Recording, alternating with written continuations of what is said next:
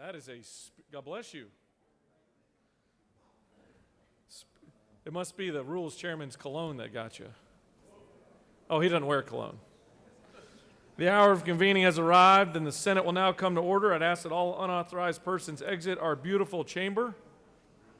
Chair would like to recognize the well-dressed, is that a new tie? Put a cartoon on it. Okay. I'd like to recognize the rules chairman. Thank you, Mr. President. It's a wonderful day at our Capitol. It feels like Monday, but it's Tuesday. Thank you for your leadership, Mr. President. A couple of things in history. First, in 1821, the Spanish sold eastern Florida to the United States for $5 million. Well, that was overpriced. And the senator from the 7th told me today is his favorite day, National Margarita Day, and I hear he likes salt around the rim. Mr. President, the journal's been read and found to be correct.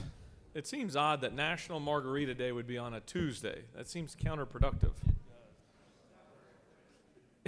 Sounds great. Is there objection with dispensing of the reading of the journal? The chair hears none, and the reading of the journal is dispensed with. Is there objection to the confirmation of the journal? The chair hears none, and the journal is confirmed. All senators who have bills and resolutions, please bring them to the secretary's desk at this time.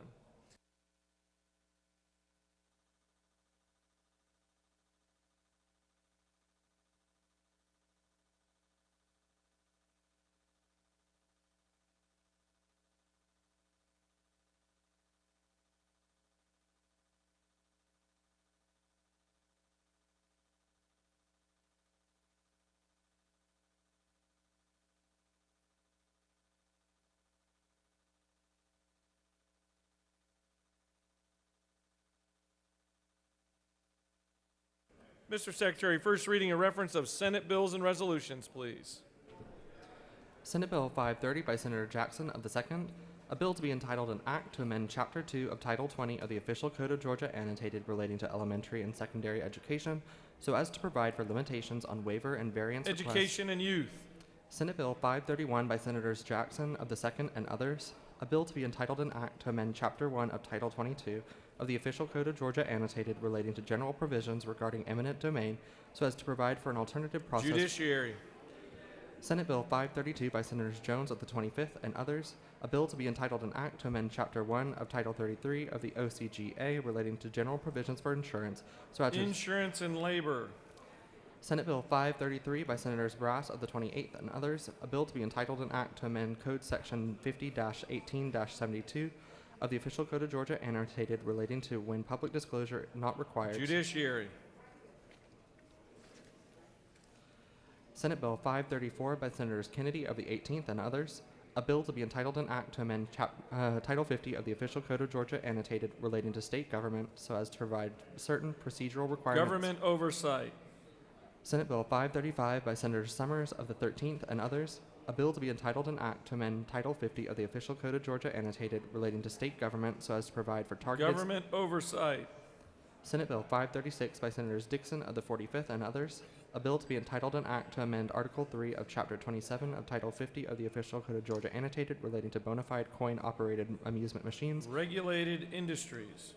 Senate Bill 537 by Senators Jones the 2nd of the 22nd and others, a bill to be entitled an act to amend Title 2 of the Official Code of Georgia annotated relating to agriculture so as to enact the Food and Agriculture and Consumer Affairs. Senate Bill 538 by Senators Harbin of the 16th and others, a bill to be entitled an act to amend Chapter 2 of Title 21 of the Official Code of Georgia annotated relating to elections and primaries generally so as to require certain fraud countermeasures on physical absentee ballots, to provide an exception, to provide for rulemaking. Ethics. Senate Resolution 525 by Senators Beach of the 21st and others, a resolution urging the Board of Regents of the University System of Georgia to ensure that no less than 85% of all yearly early action Rules. Senate Resolution 528 by Senator Gooch of the 51st, a resolution recognizing Miss Edna Jo Mize and dedicating an intersection in her honor and for other purposes. Transportation. That completes the order, Mr. President. Secretary, will you please read reports of standing committees? Mr. President, the Senate Committee on Agriculture and Consumer Affairs has had under consideration the following legislation and has instructed me to report the same back to the Senate with the following recommendation. Senate Bill 481 do pass. Respectfully submitted, Senator Walker of the 20th District Chairman. Mr. President, the Senate Committee on Banking and Financial Institutions has had under consideration the following legislation and has instructed me to report the same back to the Senate with the following recommendation. Senate Bill 470 do pass by substitute. House Bill 891 do pass. House Bill 899 do pass. Respectfully submitted, Senator Brass of the 28th District Chairman. Mr. President, the Senate Committee on Government Oversight has had under consideration the following legislation and has instructed me to report the same back to the Senate with the following recommendation. Senate Resolution 37 do pass. Senate Bill 279 do pass. Senate Bill 337 do pass. Respectfully submitted, Senator Harbin of the 16th District Chairman. Mr. President, the Senate Committee on Public Safety has had under consideration the following legislation and has instructed me to report the same back to the Senate with the following recommendation. House Bill 275 do pass by substitute. Respectfully submitted, Senator Albers of the 56th District Chairman.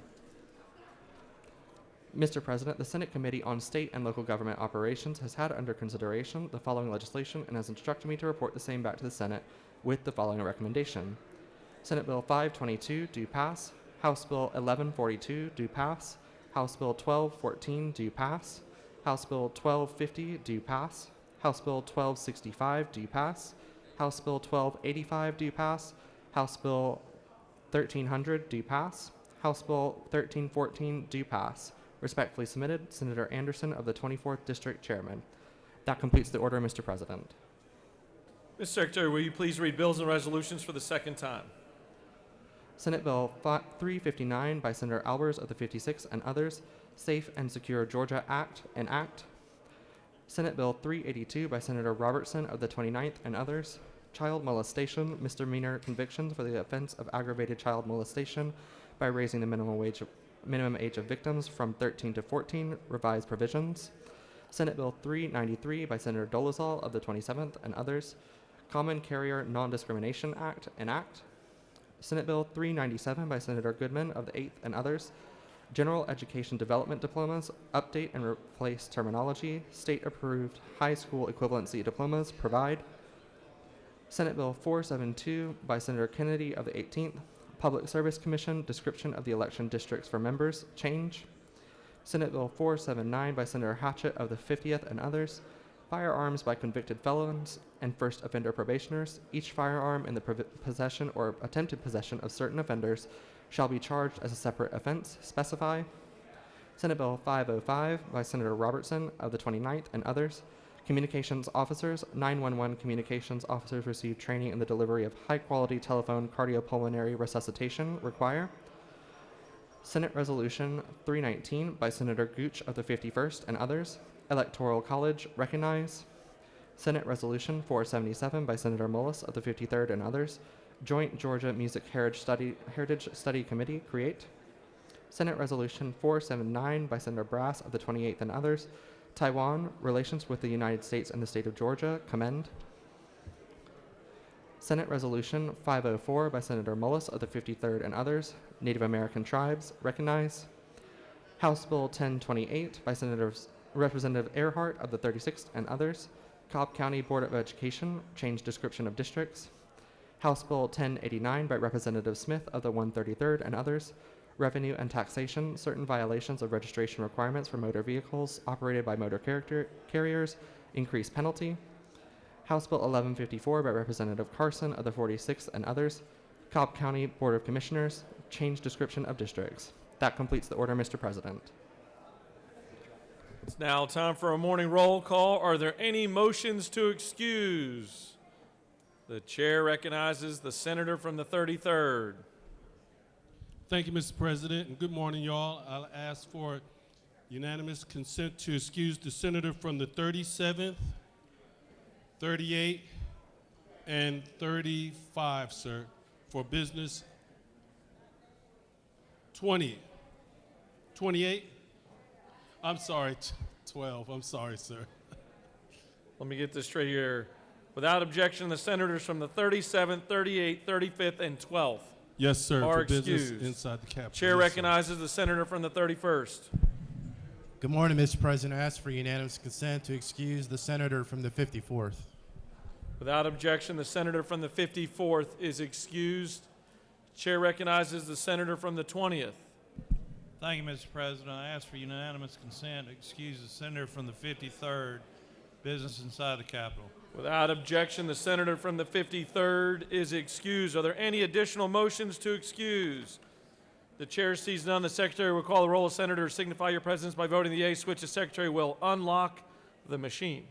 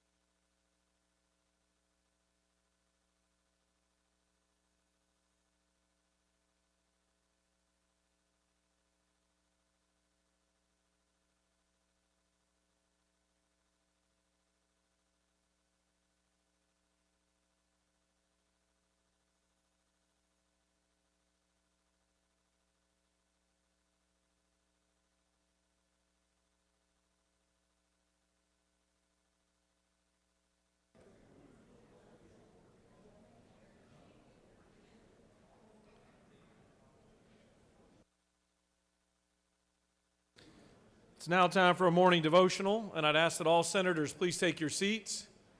Cease all audible conversations. And ask that our doorkeepers secure the chamber at this time. I'd like to recognize the senator from the 14th to lead us in our Pledge of Allegiance and to introduce to us our chaplain of the day. Thank you. If you join me in honoring our flag, I pledge allegiance To the flag of the United States of America and to the republic for which it stands, one nation, under God, indivisible, with liberty and justice for all. and now our Georgia flag. I pledge allegiance to the Georgia flag and to the principles for which it stands, with wisdom, justice, moderation.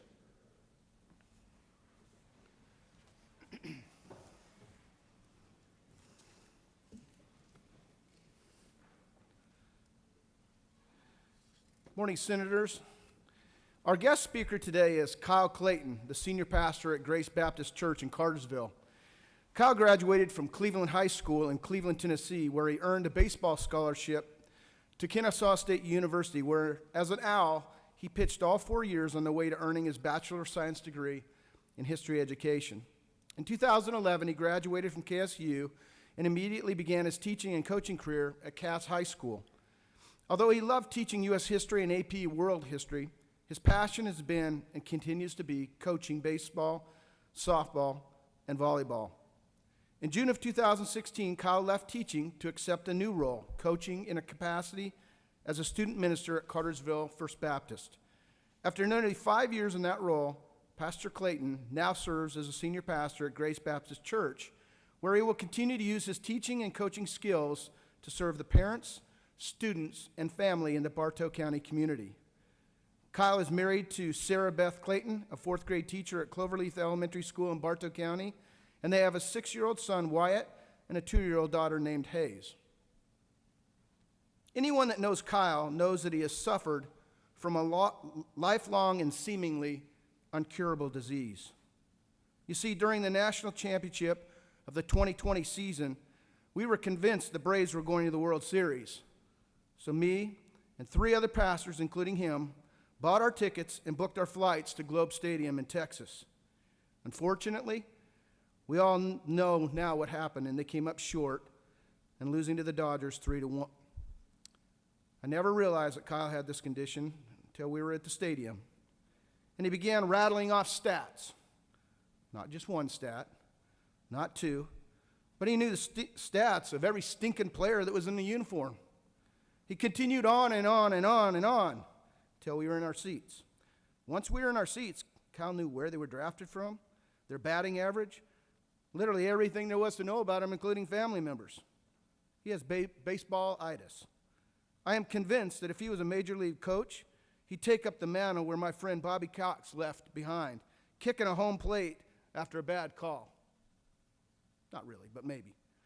With our beloved Braves winning the World Series this year, I'm convinced that Pastor Kyle is beginning to control his emotions at games and settle in at his new role, leading people and loving a community. Please welcome Kyle Clayton today. Thank you, Senator. Right now, he mentioned that the only stat that truly matters is 2021 World Series champs. Is that right? Amen. Okay, good deal.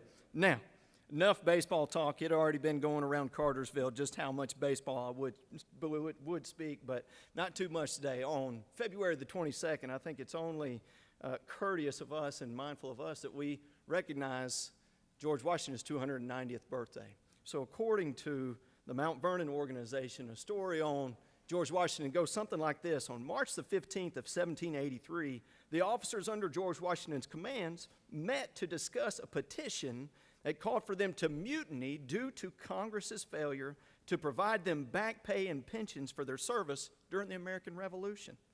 George Washington addressed the officers with a 9-page speech. We're not reading that speech today. This speech sympathized with their demands, but denounced their methods by which they proposed to achieve them. Before he started his speech, he unfolded the letter that he had with him.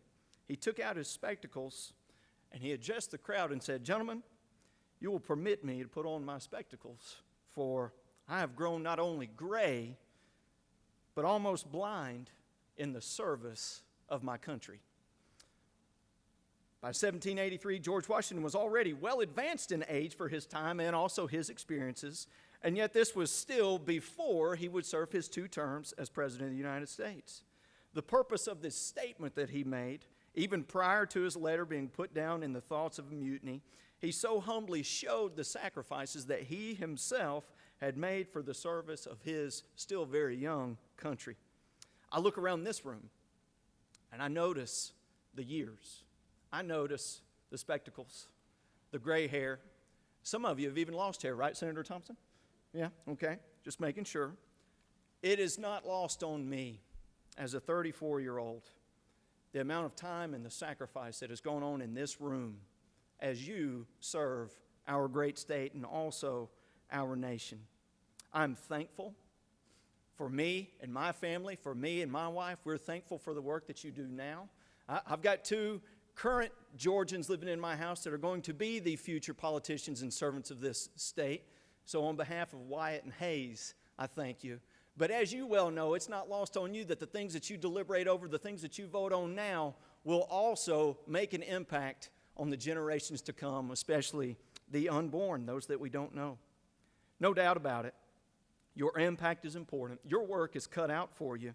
And I have no right whatsoever to come in here and try to impart wisdom upon you. But instead, all I can provide you is a couple pieces of advice of where I get wisdom, and that is through the Holy Scripture. So 3 quick things that I want to share with you to encourage you in the work that you do. The first one being quite simply, seek wisdom. To seek wisdom is to love God, because God is the giver of all wisdom. Every single person that is living and breathing in this room knows the difference between what's right and what's wrong. Nobody would debate that, but we must keep in mind that wisdom is knowing what's right and then, in fact, doing what is right. The difference, unfortunately, at times can be lost on all of us. But seeking wisdom from God, is also how we show love to God. So how do we go about acquiring this wisdom that we seek from the Lord? This is where I look to Scripture. I look to the smartest man that ever lived, the king named Solomon, says this in Proverbs 1:5, "Let a wise person listen and increase in his discernment." Couple that with James 1:19. James says, "My dear brothers and sisters, understand this. Everyone should be quick to listen, slow to speak, and slow to anger." On a daily basis, as leaders, myself included, we have voices and opinions, and you especially have one of the highest platforms within the state of Georgia. But I would encourage you that just because we have these platforms doesn't always mean that we use them to promote our own thoughts and opinions. This is just as much an opportunity for us to take to listen to the people that we represent. And I encourage you to do so and becoming wiser in the process because we listen. Secondly, the Apostle Paul in his letter to the church at Philippi showed the importance of serving others, which you know so well. This is what Paul says in Philippians 2, verses 3 and 4. Do nothing out of selfish ambition or conceit, but in humility consider others as more important than yourselves. Everyone should look out not only for his own interest, but also for the interests of others. Just as General Washington humbly referenced his own service to his own nation, I would encourage you to simply, humbly serve well. Not only your constituents, not only looking out for your own self-interest, without deceit, without selfishness, but also you have the opportunity to look out for the needs of others. Obviously, George Washington, while important, while such a stronghold of our nation, he is imperfect as an example because he was a man. Is there someone better? Is there someone that perfectly exemplifies these traits that we just read about? Well, I certainly believe so. As a follower of Jesus Christ, I believe that Jesus fits these characteristics perfectly. And as Paul continues in his letter to the church at Philippi, he says, adopt the same attitude as that of Christ Jesus, who, existing in the form of God, did not consider equality with God as something to be exploited. Instead, he emptied himself by assuming the form of a servant, taking on the likeness of humanity. And when he had come as a man, he humbled himself by becoming obedient to the point of death, even to death on a cross. Christ, as God, put on the restrictions of the world to serve others perfectly, even to death, for the sins of mankind. As we are to strive to serve others, we are even to serve our enemies in this way. How did Jesus serve his enemies? He was even put to death for them so that they might live. Why did Jesus Christ follow through with this plan of salvation for mankind? He wanted to show grace to humanity.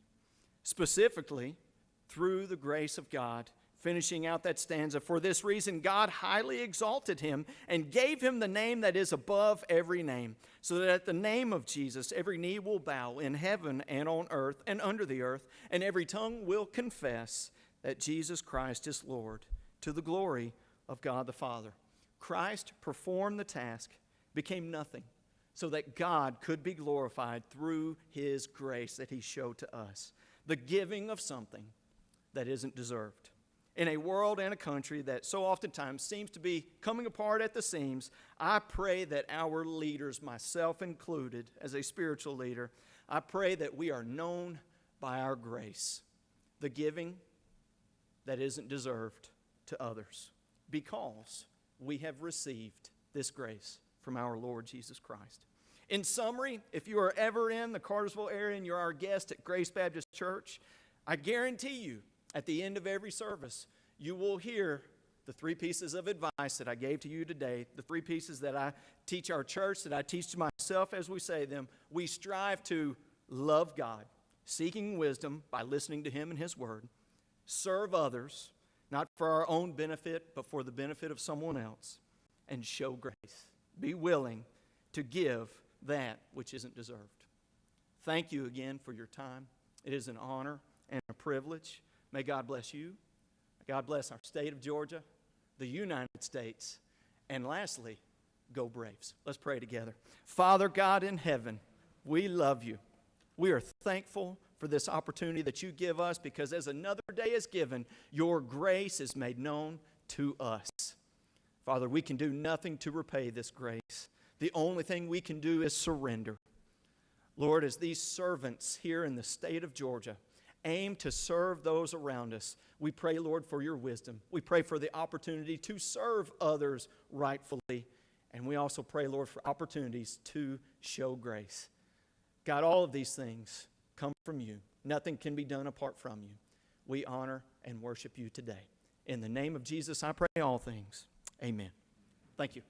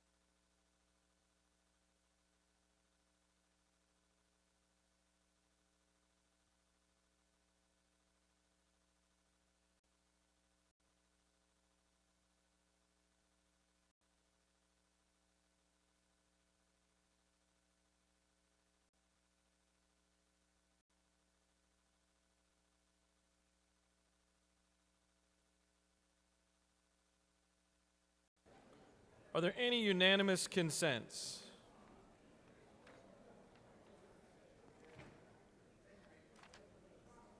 Does any senator wish to rise on a point of personal privilege? Chair recognizes the minority leader for a point of personal privilege.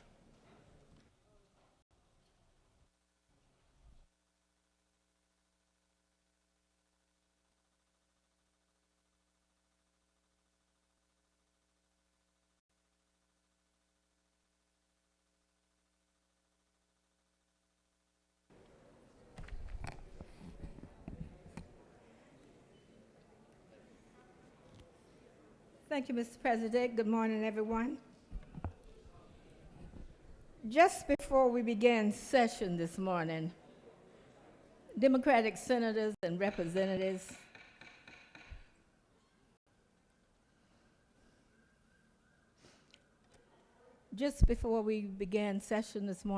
Democratic senators and representatives from several of our largest counties held a press conference to say enough is enough on Republican attempts to override the local redistricting process.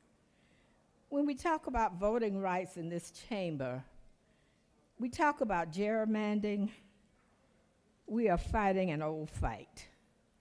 The GOP efforts to disenfranchise voters in Georgia is nothing new. But this year, my colleagues across the aisle have brought a new weapon to an old fight.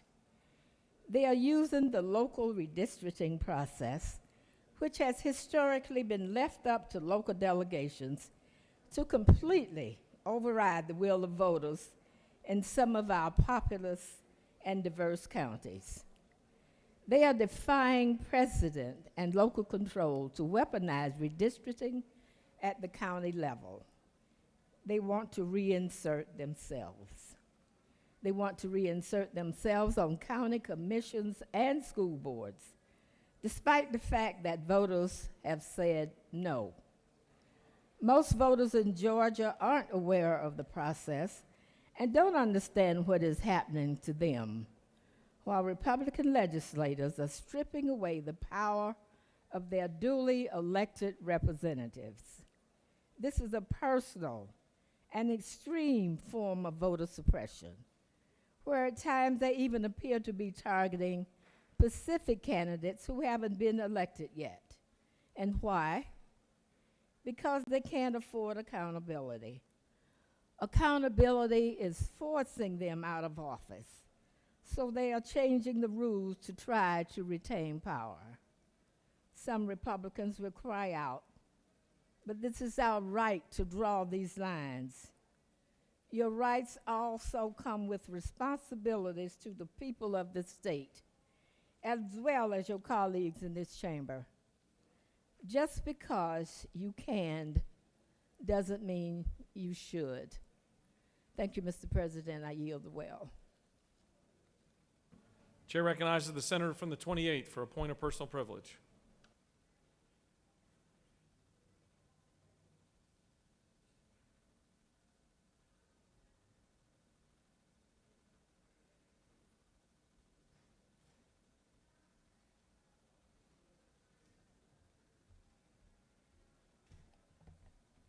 Thank you, Mr. President. I rise today to wish everyone a happy Self-Direction Day. Today is exactly that, and so you're probably wondering, or you might be wondering, what self-direction is. And so I'm going to tell you a little bit about it. So self-direction is an optional model of home and community-based services or service delivery that enables individuals of all ages with all types of disabilities to maintain their independence at home in their local community. When an individual chooses to self-direct, they decide how, when, and from whom their services and paid supports will be delivered. Self-direction gives individuals the freedom of choice and self-determination about their services and supports to live independently in their own homes and their own communities. So the central goal of self-direction is to maximize an individual's opportunities to live independently in the most integrated, community-based setting of his or her choice. And so we've got members of this organization with us today in the gallery, so if y'all would please give them a welcome from our Georgia State Senate. Thank y'all for being here. And I want to thank Nikki Klein for her leadership in helping set this up. And they are actually down in 125 of the Capitol. They've got some food down there. Y'all please come down there to see them. And then we're also going to be doing a picture down on the second floor at the steps. So if I'm not sure which ones yet. We'll either be the north or the south. So please join us for the picture. And again, happy Self-Direction Day. Thank you. Chair recognizes our distinguished rules chairman for a point of personal privilege.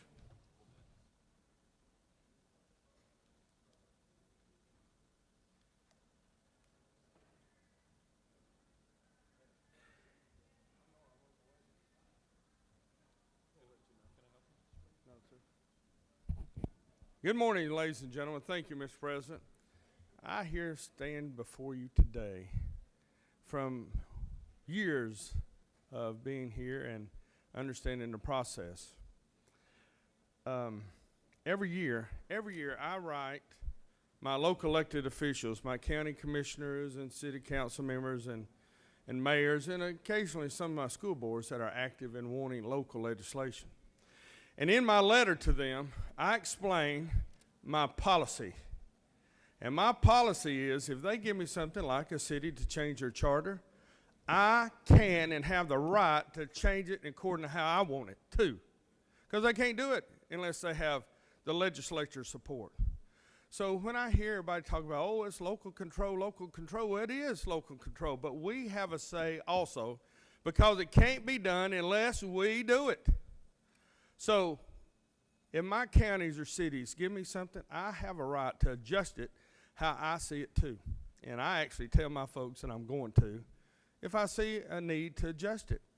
I have a 30,000-foot view of some which they don't have that.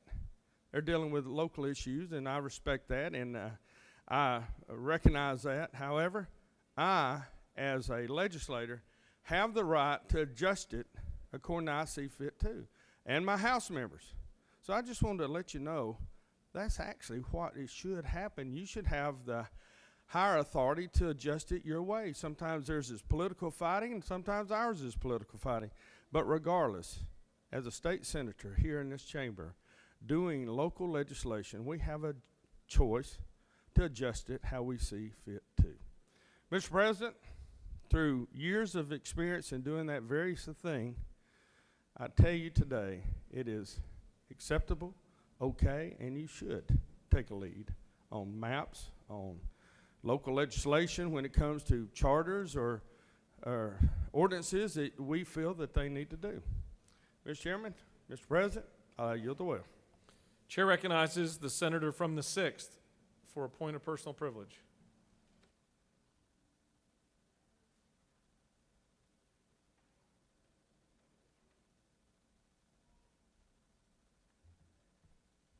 Thank you, Mr. President. Today is the last day that my daughter, Koki, will be 12.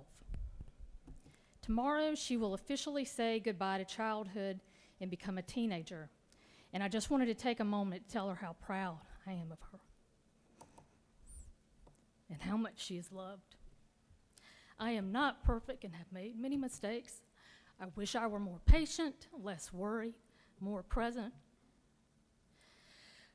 I wish I could take back all the moments I was stressed with work, with life, with politics, with y'all. And pause just for a second to hug her. But all those moments, the good, the bad, the in-between, they have shaped her and made her who she is.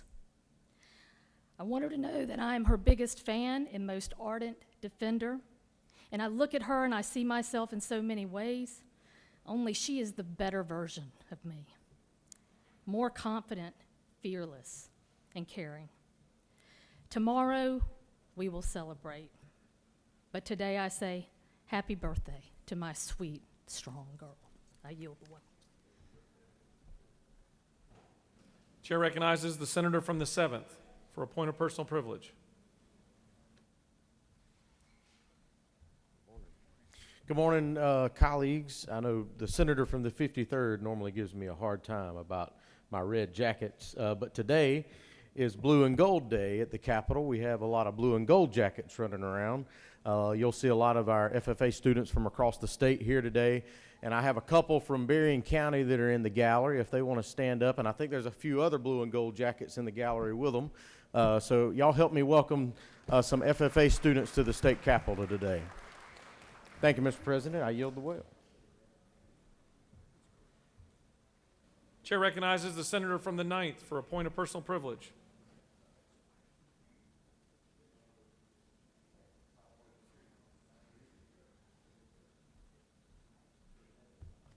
Good morning, colleagues. I just wanted to take a minute and respond to the local control issue that our rules chair brought up. The thing that makes this different is, and this was laid out beautifully by one of our House members, Representative Stacey Evans over there during her floor speech. The difference here is, if I sit here every day representing my district, and I'm voting on bills that they don't like, don't agree with, it doesn't align with their values, they can vote me out. The problem with these local control bills that we're seeing, the power is not being given to our local delegation that was duly elected by the people in that county. So when we move past our local delegation, and those of us who are elected to represent that delegation, to represent our people in that district, and we move it to the floor, you've taken the power away from that voter. They can't vote you out. They can't vote out the senator from the 1st, senator from the 15th, not they would, senator from the 23rd, senator from the 16th. I'm just giving examples. I'm not pinpointing anybody in particular. They can't vote you out. So we have removed their power and their voice to make this decision that they entrusted us, the local delegation, to do. And this is why it's different. I yield the will. Chair recognizes the senator from the 56th for a point of personal privilege.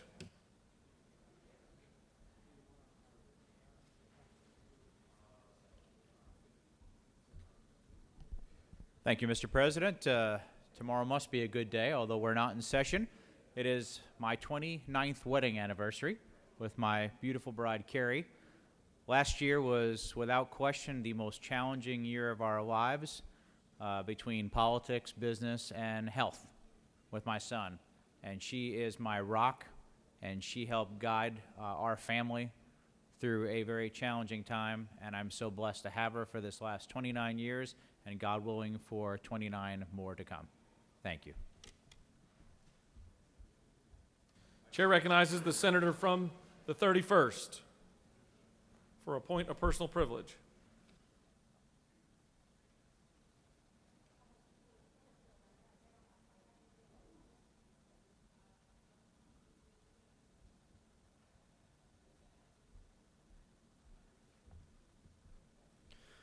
Thank you, Mr. President. I just wanted to let everybody know that a friend of ours in Polk County, the former Polk County GOP chairman yesterday, passed away, Mark Wall, and just wanted to offer condolences and prayers to his family during this time this week. Just ask that you pray over his family this week during your prayer time, and think about the folks in Polk County today. Thank you, Mr. President. Thank you. Chair recognizes the pro tem for a point of personal privilege.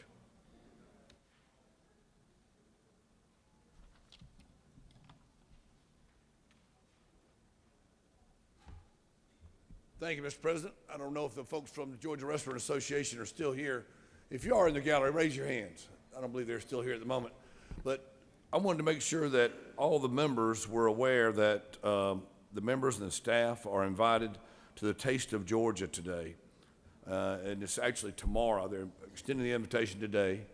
It is tomorrow afternoon at 5 p.m. at the Freight Depot. And if you haven't been to this, you need to go. You'll really enjoy it.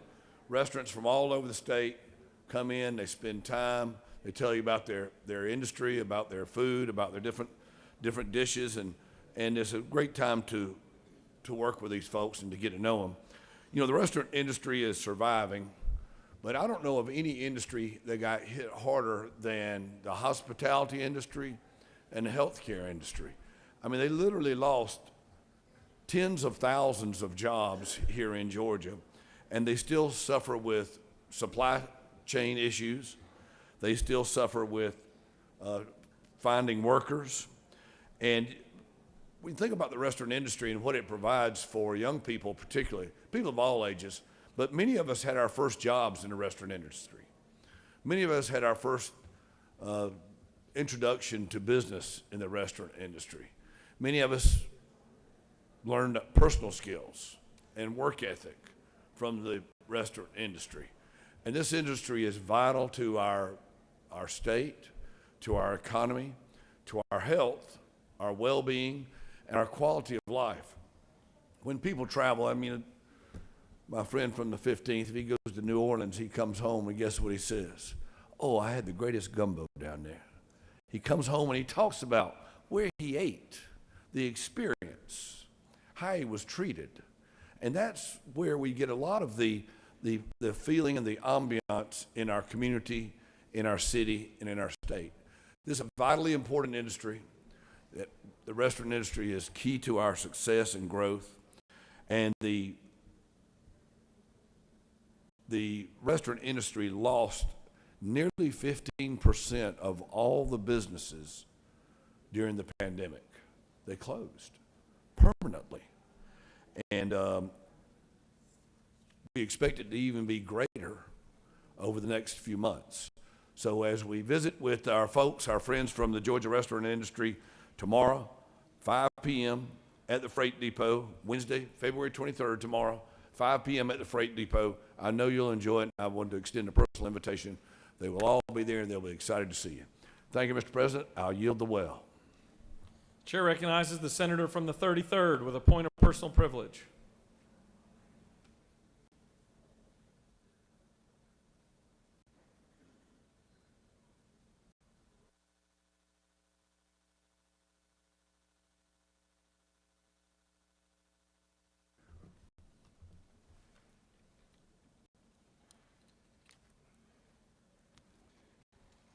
Thank you, Mr. President, my fellow senators, colleagues, friends, and y'all.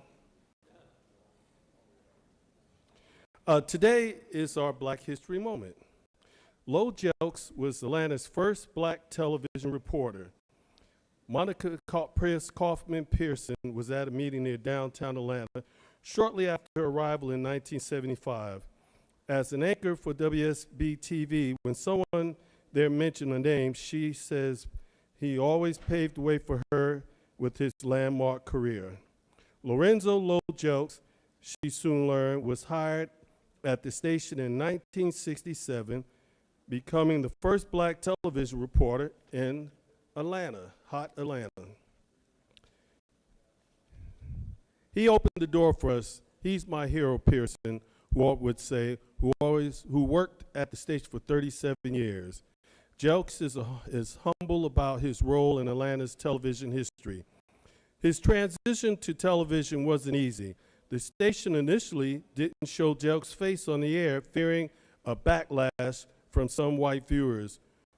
And the viewers only saw Lorenzo Jelks reporting in white letters in the middle of the black TV screen.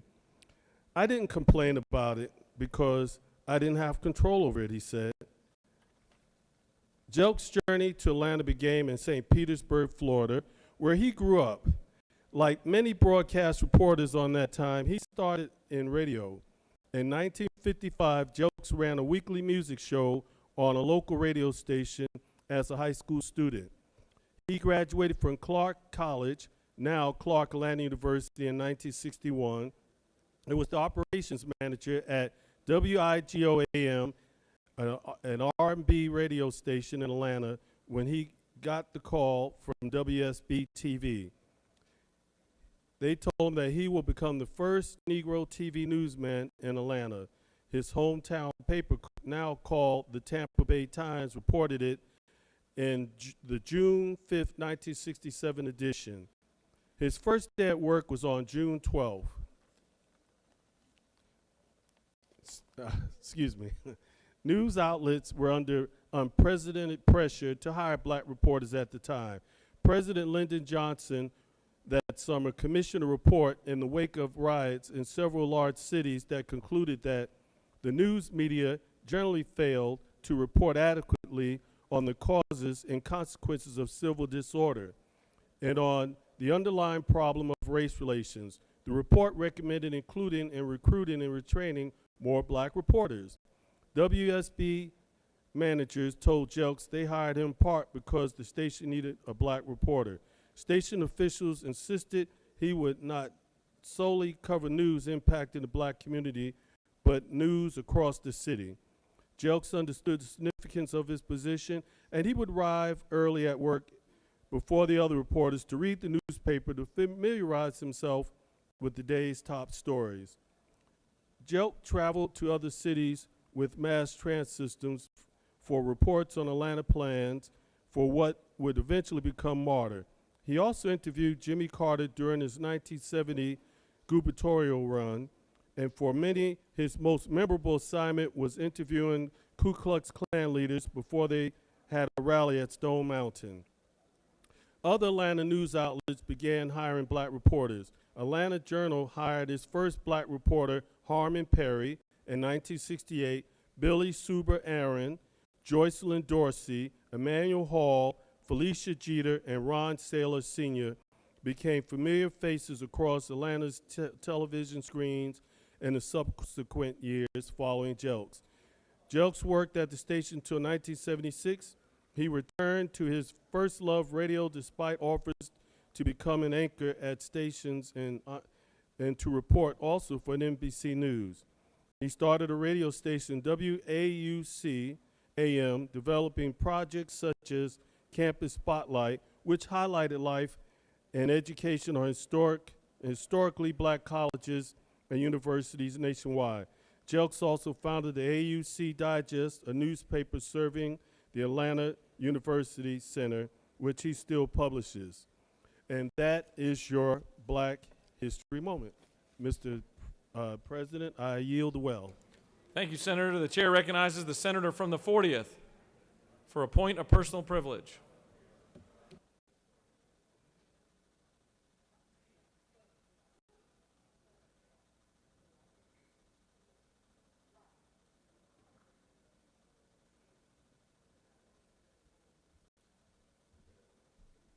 Thank you, Mr. President, my colleagues in the Senate. I rise this morning because the governor has proclaimed February as the Spay Neuter Awareness Month and February 22nd as World Spay Day. I'm going to tell you a little story, and it's G-rated, about why this is important. Almost 2 years ago, my sister, just like many of us, found herself having to convert her home to an office. Now, she worked for a nonprofit that did after-school care. So she also had to re-engineer that entire nonprofit because they made their money by taking care of kids after school, and there were no kids in school. So she attended a lot of Zoom meetings, hours and hours of Zoom meetings during this time. I'm so proud of my sister because in that re-engineering, she found a way to meet the new need, which was to take care of the kids of our first responders and to open a tutoring center in a school that had been closed down so that parents or kids who have parents who had to go to work could go to a school building and get tutored. I'm just so proud of her. She was one of the pandemic heroes. Now here's where the story gets a little more complicated though. She also had her teenage daughter at home with her who was attending high school on a computer. The school, her high school was a block away, but was either empty or only half full of children. Now, can you picture this? Can you picture this mama with her teenage daughter stuck at home hours and hours of the day. Suffice it to say, they got a little tired of each other, right? Okay, so what did they do? They adopted a kitten. And their lives became more fun and more jovial, and it gave them something to focus on, and it lowered the stress, and it helped their relationship during this very hard time. This is the role of companion animals. They're so important. But the flip side of this story is that during that same time, many people lost their jobs and their ability to keep their homes, which meant they couldn't keep their pets, which meant all these pets had to go to rescue centers and get adopted. Well, we all know what happens when there are too many pets at the adoption center, and that's a very sad part of the story. So today, the members of this body recognize February 22nd, 2022 as World Spay Day and urge all pet lovers to spay or neuter their companion animals and or donate to their local animal shelters, rescue groups, and spay and neuter organizations to help community members spay or neuter their pets. So thank you also to all the hardworking staff and volunteers at Georgia's animal shelters, rescue groups, and spay-neuter organizations so that these facilities can stay open and do the important work that they do. Thank you, Mr. President. I yield the well. You have a consent calendar of privilege resolutions before you. Does any senator wish to remove a resolution from the consent calendar? Is there objection to adoption of the resolutions on the consent calendar? The chair hears none, and the resolutions on the consent calendar are adopted. Are there any motions to withdraw and commit? You have a consent calendar of local bills before you. Mr. Secretary, are there any objections filed to any bills on the local consent calendar? Mr. President, there are no objections filed. Is there objection or agreeing to the report of the Committee on State and Local Government, which is favorable to the passage of the bills on the local consent calendar? The chair hears none, and the report of the committee is agreed to. The questions on the passage of the bills on the local consent calendar. All those in favor vote yea, opposed nay. The Secretary will unlock the machine.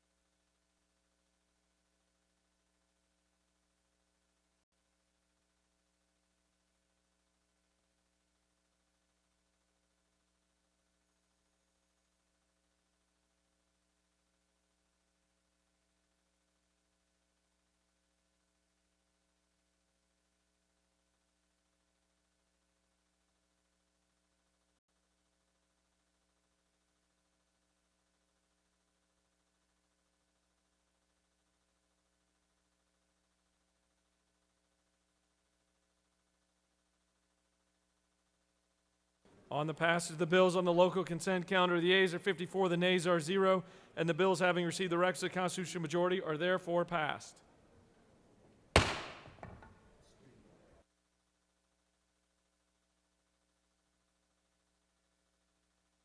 Chair recognizes the majority leader.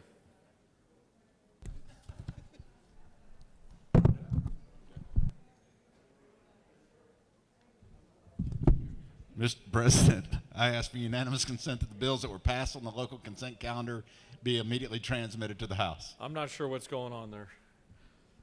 The majority leader has asked for unanimous consent that the bills that were just passed on the local consent calendar be immediately transmitted to the House. Is there objection? The chair hears none, and they are immediately transmitted.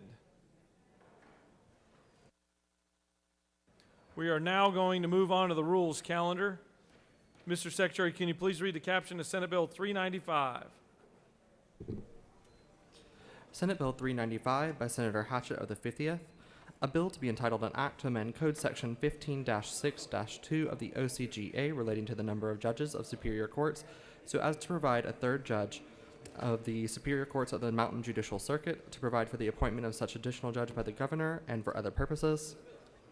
Mr. President, the Senate Committee on Judiciary recommends this bill do pass. Respectfully submitted, Senator Strickland of the 17th District Chairman. That completes the order. Chair recognizes the senator from the 50th to present the measure.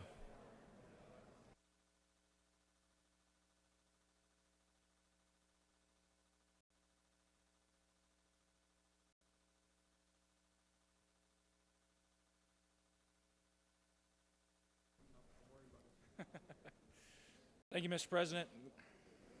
Today I rise to bring Senate Bill 395. This is a bill to add an additional Superior Court judge to the Mountain Judicial Circuit, which is in Northeast Georgia. This is based on the Judicial Workload Assessment Committee's recommendation as to circuits that are in need of additional judges. Right now there are 8 circuits out of the 50 in the state of Georgia in which the Judicial Workload Assessment Committee is recommending a new judge.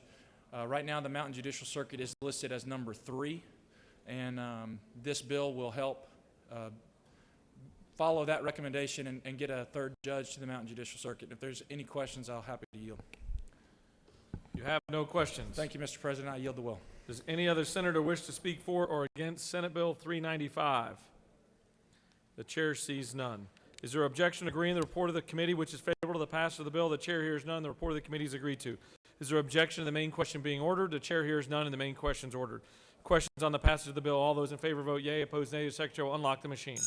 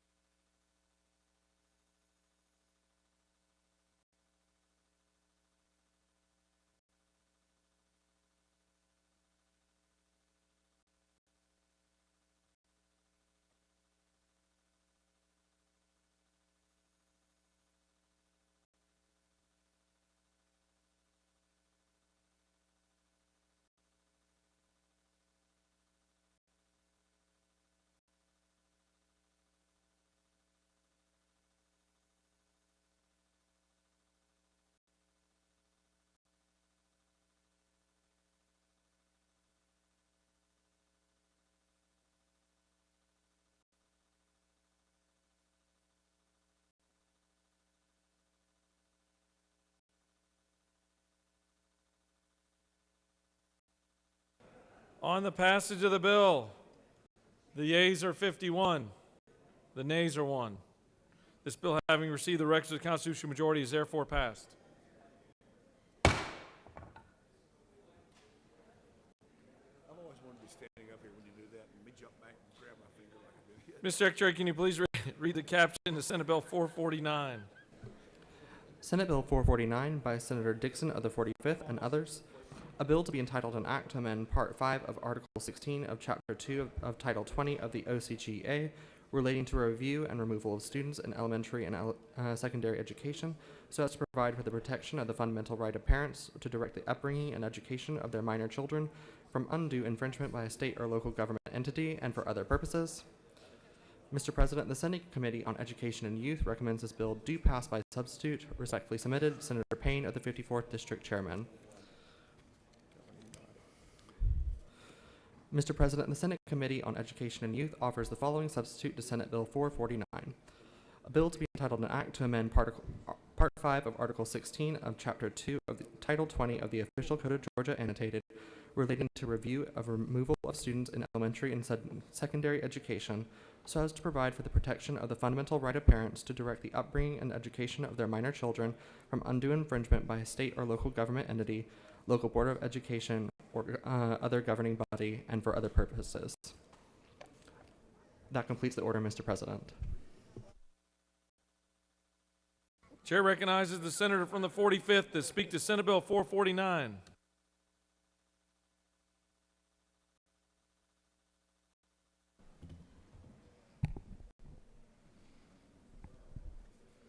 Thank you, Mr. President. Senate colleagues, I bring before you Senate Bill 449. It's a Parents' Bill of Rights, and it's a governor's bill. And as a parent of 3 children in public schools and a believer of the beneficial impact of public education, the governor and I believe parents and the school system need to work together instead of against each other. It's time to reaffirm the rights of parents to direct the education and upbringing of their own children and have the support of local school districts in doing so. This bill was drafted with teachers, parents, and leaders in education around the state. It lays out the right of every parent and the role of each school district must play in upholding these rights. This bill also codifies the best practices for school districts while maintaining local control. This legislation ensures parents have the right to see material, curriculum, and other education material that pertains to their child and what they're learning. Colleagues, what this bill simply does is it's a transparency bill, and it gives parents the right to review the material, the primary material that their children are going to be taught the first 2 weeks of every 9-week grading period. It also allows parents to opt their child out of any videograph or photograph, but it does exclude any type of security footage, like if there's footage on a bus or in the school for security, they can't opt out of that. And it also allows parents to opt their child out of sex education. It also, what it does is it lays out a timetable. If the parents have questions on material, the principal has 3 days to respond to that. If the principal or their school system can't respond within 3 days, they can set up a timetable with information for the parent, and they have 30 days to do that. From that, the parent can appeal to the state or to the local school board, and the school board must put that on their next calendar business meeting. And if the parent doesn't get the response they're looking for at the local level, they can appeal to the state school board as well. And this bill is a win-win for students, parents, teachers across the state. And with that, Mr. President, be happy to answer any questions. If there are no questions, I'll yield the well. You have a question. The chair recognizes the senator from the 26th with a question. Will the senator yield? Yes, sir. What is the basis for this bill? It seems it has some underlying things in it. So is this the governor of Virginia's bill? Well, I know it's the governor's of Georgia's bill, and there's no underlying. It's a transparency bill. It's simply you say it's transparency. Sex education taught in schools. These young kids need to understand what the responsibility is when you do what you're not supposed to do, and what the realities of life are. If you're teaching American history, you teach the whole history. Not just part of it, but you teach the whole history about how we arrived, how we've come through the trials and tribulations. So are you telling me that a parent now can dictate as to what is taught in the classroom? Yeah, I believe that the parents have the fundamental right in deciding what their children are taught and the upbringing of their child. I do. I feel that's a fundamental right of parents. And if parents, if they want to teach their child sex ed, and they don't want to have them taught that in school, then that's the parent's right, in my opinion. But when the kid gets in trouble, who's going to see about it? Who's going to see about, isn't it true? Somebody has to see about the kid when things don't go the right way. Kids are kids. As I look at it, even in high school, you got teenagers having babies. And they are babies themselves. And if mom and dad are up in age, who gonna deal with that teenager when mom and dad can't get in the streets and understand who their friends are and who they're hanging with? Yeah, I understand your question, but with all due respect, I still believe that it's the parent's ultimate right on deciding what their child is taught. It seems to me y'all have got on this big fix about CRT, which is something that y'all created Senator, get please discussion. form those as questions from your desk. Isn't it true that this bill basically is the governor of Virginia's bill? That is not true. Do you continue to yield? Yes, sir. Mr. Chair President. recognizes the senator from the 50th with a question. Thank you, Mr. President. Does the senator yield? Yes, I do. Do school systems still have local control when creating the procedure listed in this bill? Yes, they do. This bill was drafted in a way to allow for local control. The bill states that school systems must have procedures in place to uphold these rights, but it does allow for local control. Thank you for the question. Thank you, Senator. Do you continue to yield? Yes, sir, Mr. President. Chair recognizes the senator from the 41st with a question. Does the senator yield? Yes, I do. Senator, you stated that this is a win-win for parents, teachers, and the school district. Can you enumerate for us how this is a win-win for teachers? Yeah, it's a win-win, for everyone involved. Everyone knows, their role within the school system, and it lays it out clearly. I believe it's a win-win for all parties involved. Do you further yield?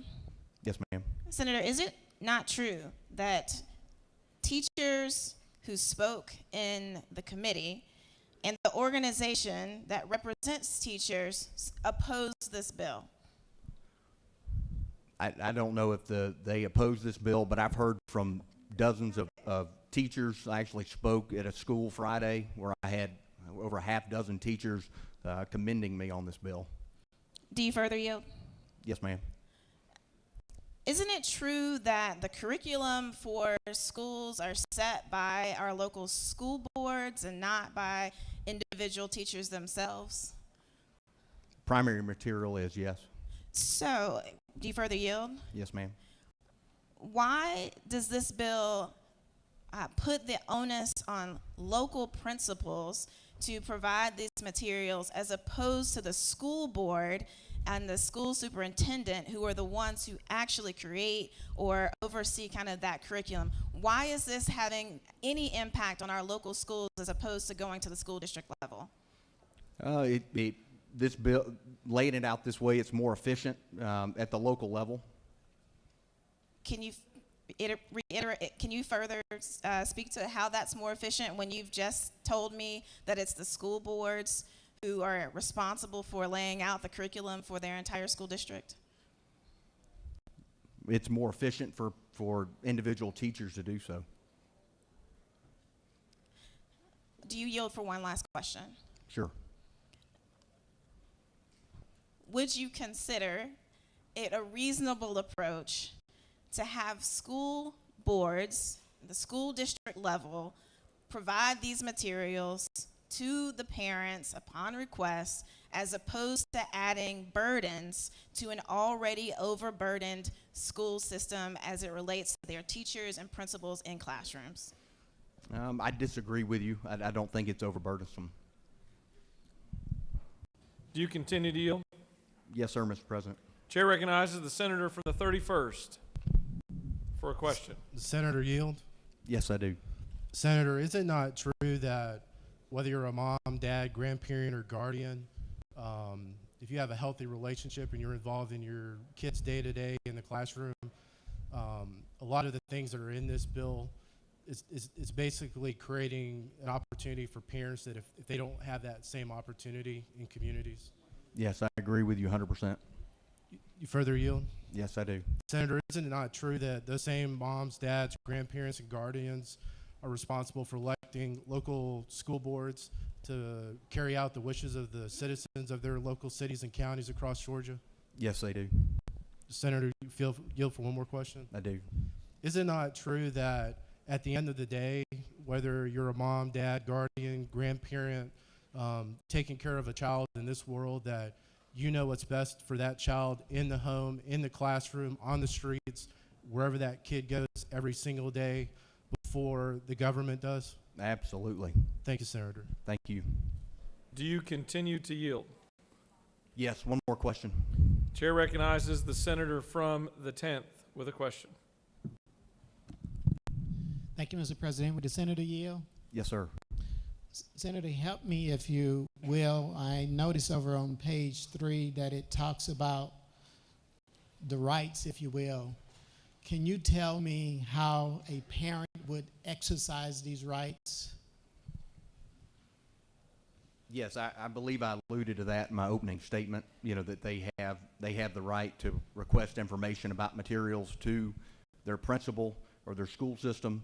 That principal or school system has 3 days to respond. If they're unable to do so or get that information, they would be required to lay out a timetable within a 30-day window to get that information. If they're unable to do so, the parent has the right to appeal to the local school board, which at that time the local school board would be required to put that on a calendar for their next business meeting. And then it also allows the parent to appeal to the state school board as well. Senator Further Yield? Yes. Senator, are any of these rights new in your language, or these already rights that parents have to petition their school board? It's not codified under state law currently. It's under board rule, which can be undone pretty easily. So this would codify those rights in state law. So the school boards currently have the control of that process, is that correct? That is, yes. Do the school boards object to anything that's in this language? I've not heard of any objections from any school boards. Senator Further Yield? Yes. Senator, over on page 5 of your language, it talks about procedures. Can you show me in this legislation where those procedures are outlined? Procedures for? I'm looking at your language. You have procedures. You have several of them in here mentioned over on page 5. Yeah, I think I've covered all that. I mean, I did state, you know, in my opening remarks that the parents had the right within the first 2 weeks of a grading period of a 9-week period to review that material. From that, you know, they can opt their child out of videograph, photograph. They can opt their child out of sex ed, and then I described the others. I think I covered that. With that, Mr. President, I yield the well. Thank you. Senator has yielded the well. The chair recognizes the minority leader to speak to the measure. She waves. Chair recognizes your seatmate, the senator from the 42nd, to speak to the measure.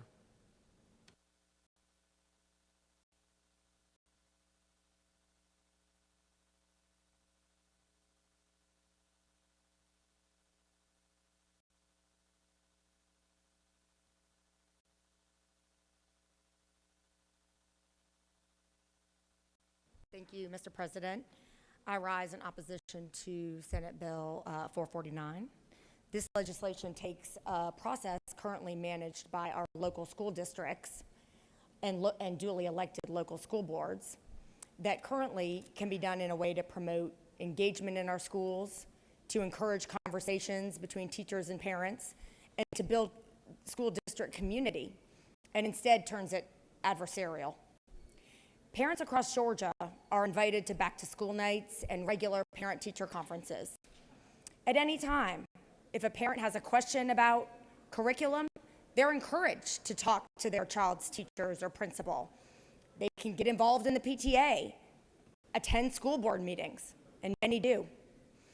We have, importantly, a democratic process to influence school curriculum by electing school board members, and elections where those same individuals can be voted out if parents are dissatisfied with the way their local school district is conducting affairs. Instead of all this that we've had in place for decades and generations, this bill develops a formal process to demand information from schools and creates a process for investigations and appeals instead of the conversations and democratic process we have in place today. Here, we empower a massive surveillance and document production effort that contributes to an atmosphere of classroom censorship and overburdening of already burdened teachers. Tells them we don't trust them. The subject of the investigation are these very teachers. Let's let that sink in a minute. The teachers, the people who care so much for our children that many of them spend weekends and evenings revising lesson plans, who welcome us into their classrooms, send regular updates home, spend their own money on school supplies, and worry about the future of their students. Teachers who have been underpaid for decades, worked in underfunded schools for decades, and who have borne a disproportionate burden during the 2+ years of this pandemic. It is such a shame that we are willing to get so deep into manufactured crises and partisan politics that we're going after teachers. But this won't just hurt teachers. It will hurt our children and stifle their education. I've heard from dozens of teachers in the past weeks, and they describe the process of developing and revising lesson plans to best meet their students' needs. They steer children to materials based on their interests, to further engage them, to open up a love of learning, because research demonstrates that this student-directed learning improves outcomes. But now, teachers may be faced with complaints and a litigious process if they introduce a topic that even one parent disagrees with. This bill stifles this process, this love of learning that can be ignited, and it's possible all of our students could suffer. The claim was made in committee that this bill will only apply to board-approved curriculum materials and not supplemental materials. But teachers weave in supplemental materials to support curriculum standards, to keep materials current and engage their students, and none of us could be surprised if parents do not know which is which.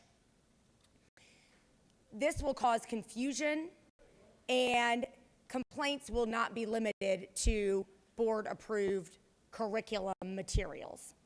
We actually witnessed the danger of this in committee, where one of the very few parents who came down here to support this legislation used a complaint about not board-approved curriculum materials, but about supplemental materials as her example for why she supported this legislation. We're opening up our schools to censorship and more risk, and our teachers. The ability for even one or a very small minority of parents to disrupt the flow of lesson planning, limit what teachers can teach, and stifle the education of every other student in that class or that school. That will have a chilling effect on education and does a disservice to every Georgian. Lastly, we need to discuss the fact that this is an unfunded mandate. After over a decade of underfunding our schools, not even at the early 80s QBE formula, this year we are funding it, but now we're adding expensive curriculum review and complaint processes. Who is going to handle the document requests, gathering all the documents, and also the appeals process? As an attorney, I understand how much work is involved in responding to document requests. We should be working together to support teachers who have been through so much in these past 2 years.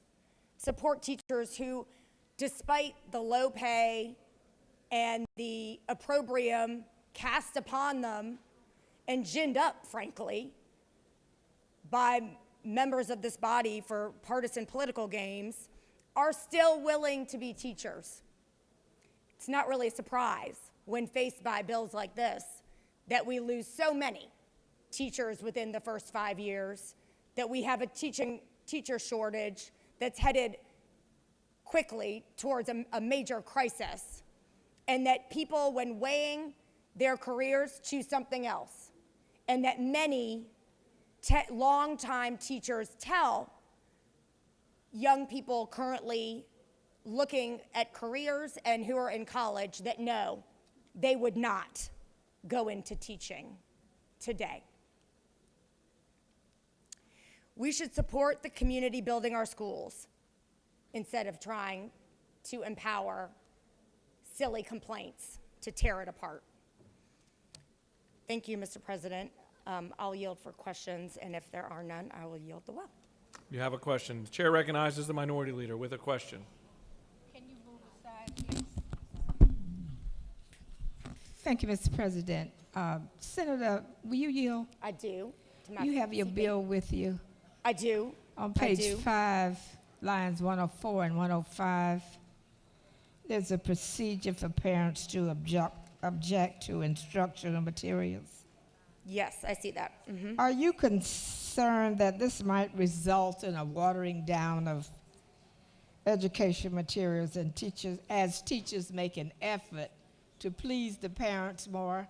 Absolutely. And this comes in, ebbs and flows in whatever is on today's, partisan, political, culture war agenda that's ginned up by media, right? And then we're instead of saying, no, you know what? The education of our children is so important. We're feeding into these manufactured fears, and the problem with that is it will stifle education. It will stifle honest conversations. It will cause a generation of students less prepared to go out in public and work in the diverse communities that we have today. And it will cause us to be even more in a crisis of teacher work shortages. Because frankly, with the disrespect demonstrated to teachers by bills like this, why would you want to go into teaching? Thank you, Senator. We want parents to be involved in their children's education, but you could have 5 parents in one day object to something that's being taught, and there goes the curriculum. There goes the curriculum, and certainly there goes a lot of time and money spent dealing with it. Do you continue to yield? Thank you, Senator. Chair recognizes the Appropriations Chairman to your left. Thank you, Mr. President. Senator Yield. Absolutely. Senator, I'm just trying to understand your issue with the bill. I'm just trying to see if I can decipher it. And reading the pertinent points of the bill, do you think that parents have a right to direct the upbringing and moral or religious training of their child? They do, but they also have the right to, if they so object, to a shared curriculum that is based on an entire community. They are welcome to homeschool their children or send them to a private school that completely meets with their own particular specifications. Will the senator further yield? Yes, I will. Senator, do you believe that the parents have a right to review all instructional material intended in a classroom? I think they could, sure, of course. If your child has an assignment and they bring it home, of course you can review it. And that's letter B. There's 3 more. Do you believe that parents have a right to apply to enroll their child in a public school? They do, but they do not, in my opinion, have the right to demand burdensome processes that will throw off the education for other children who should be just as valued by making unreasonable demands and putting into place statewide legislation that clearly will have a chilling effect on what teachers can and can't do and what should be taught and what shouldn't be taught. Will the senator further yield? Certainly. Senator, do you believe that parents have a right to access and review all records relating to their minor Yes, child? they should be able to do that. Will the senator further yield? Yes. Do you believe that parents should have a right to access information regarding promotion and retention policies? Senator, I think you're missing the point of my objection. It's I was not just so asking a much. It's question. not so much that I answered those. It's not so much that any one thing enumerated is necessarily a problem, although I think they bear worthy discussion.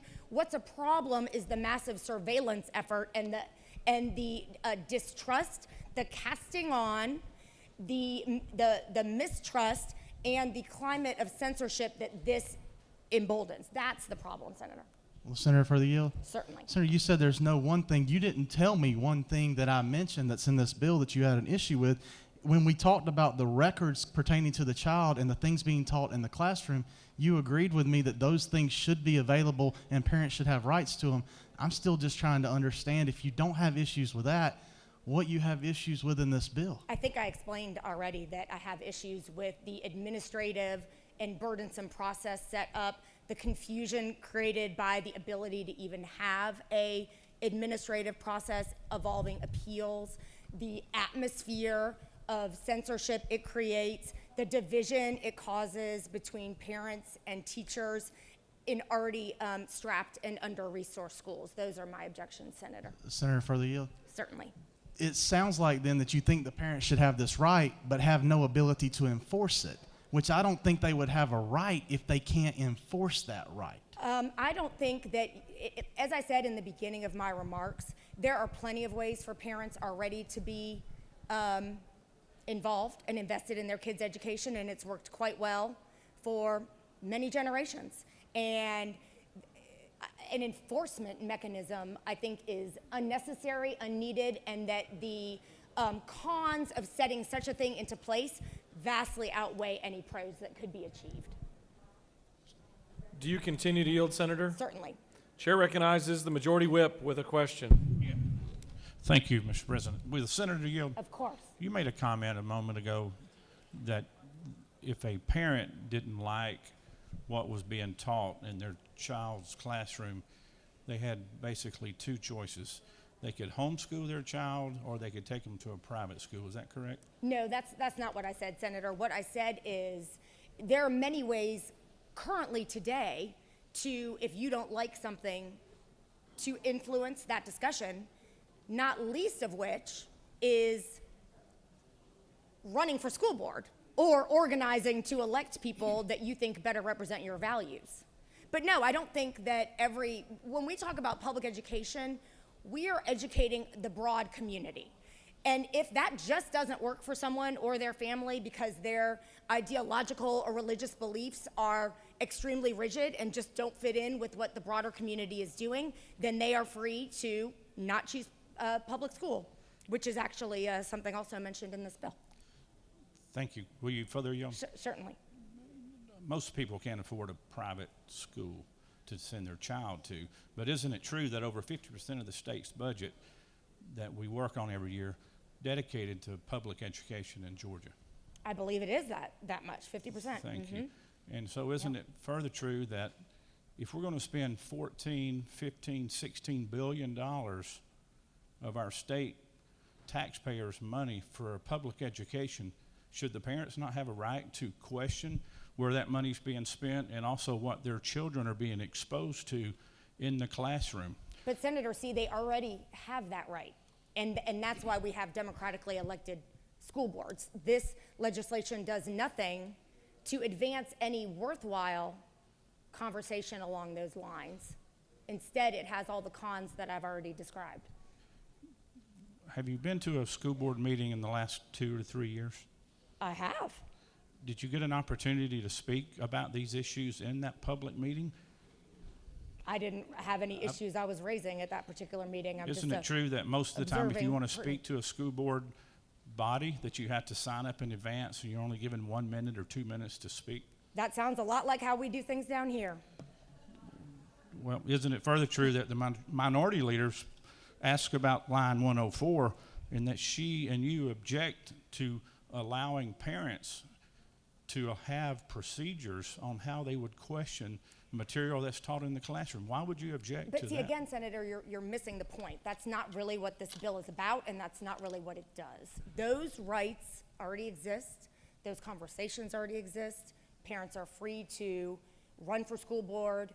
They're free to run someone against someone on the school board. They're free to knock on doors for someone if they don't like what they're doing. This bill does none of that. That already exists. This is just a piling on, a surveillance effort that disrespects teachers and drives a wedge and will cause confusion. That's all it does. No more questions. Do you continue to yield? Certainly. I yield. You got 13 minutes left. Okay. Chair recognizes the senator from the 26th with a question.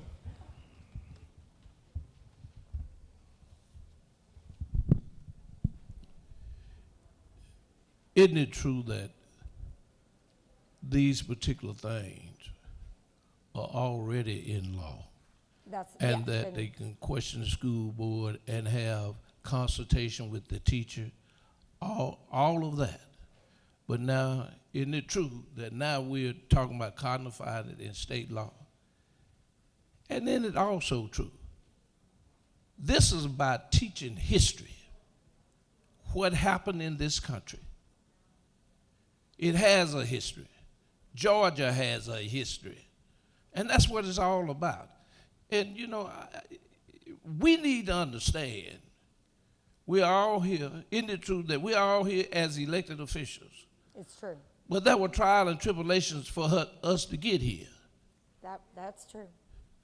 And so isn't it true, in order to take care of the educational system, when the history is taught, it's not taught on one side. That's right. It's taught on both sides. I think that's important for young Georgians to know full and complete, accurate picture, Senator. You have no more questions. Thank you, Mr. President. I yield the well.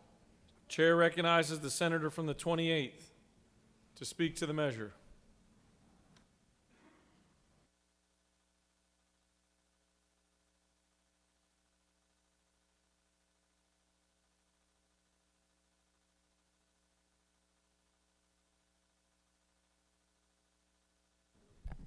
Thank you, Mr. President. Look, I'm going to break this down, and I'm probably going to oversimplify it. But it's interesting that I just heard something about this becoming a partisan issue. Because I don't understand how y'all can sit here and fight against the rights of parents. We talk about local control.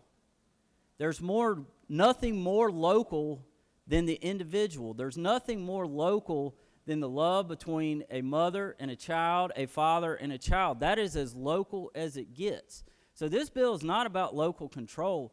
This bill is about control. We are simply returning control back to the parents, giving them the rights that have been lost in certain cases. That is what this bill is about.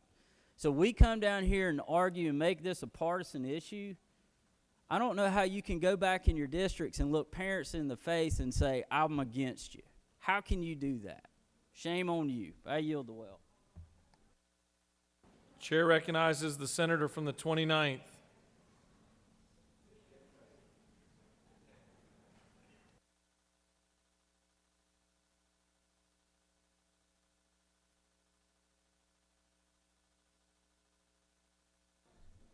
Thank you, Mr. President. I want to start out by thanking the senator from the 45th for bringing this legislation forward.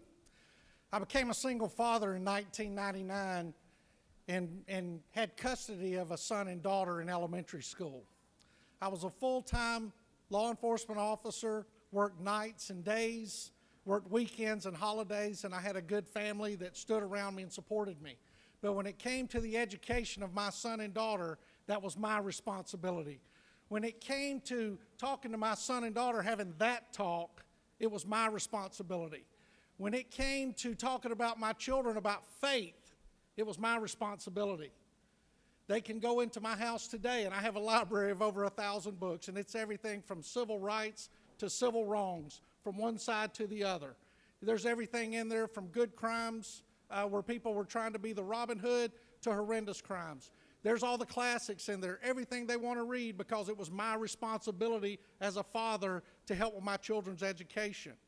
I also help with their education by paying my property taxes and by supporting schools and by showing up at basketball games and volleyball games and softball games to support my son and my daughter and their friends. And believe it or not, I spent the gruesome hours of going to Publix and buying cupcakes and taking them because I had no baking skills whatsoever, but my children wanted to be a part of the local school bake sale. At the beginning of every school year, I went to my children's individual teachers and I handed them self-addressed stamped envelopes to me so that every assignment given in class was also given to me. And not one teacher complained about having to fold a piece of paper, put it in an envelope, and drop it in a mailbox to make sure that Sarah and Seth's dad knew what was going on in the classroom. And when this bill first started being talked about in District 29, I had a lot of parents and probably 20 teachers contact me about it, or I ran into them and I asked them about it, and not one single complaint. There may be a group out there that represents teachers that's against this, but let me tell you what, they don't represent me, they don't represent my children, they don't represent the children of Georgia who have a right to learn. And my children learn about history. They learned about slavery. They learned about everything, and any shortcomings in that, they learned at home about it. Because I went to school in Harris County and I learned about it when I was in elementary school in Catawba, Georgia. So this is good legislation, and the most important part about it, and I echo what my friend from the 28th says, is it puts the responsibility back where it belongs, because the schools today are not the schools that my children graduated from. Thank you, Mr. President. I yield the well. Chair recognizes the senator from the 22nd, the minority whip, to speak to the measure.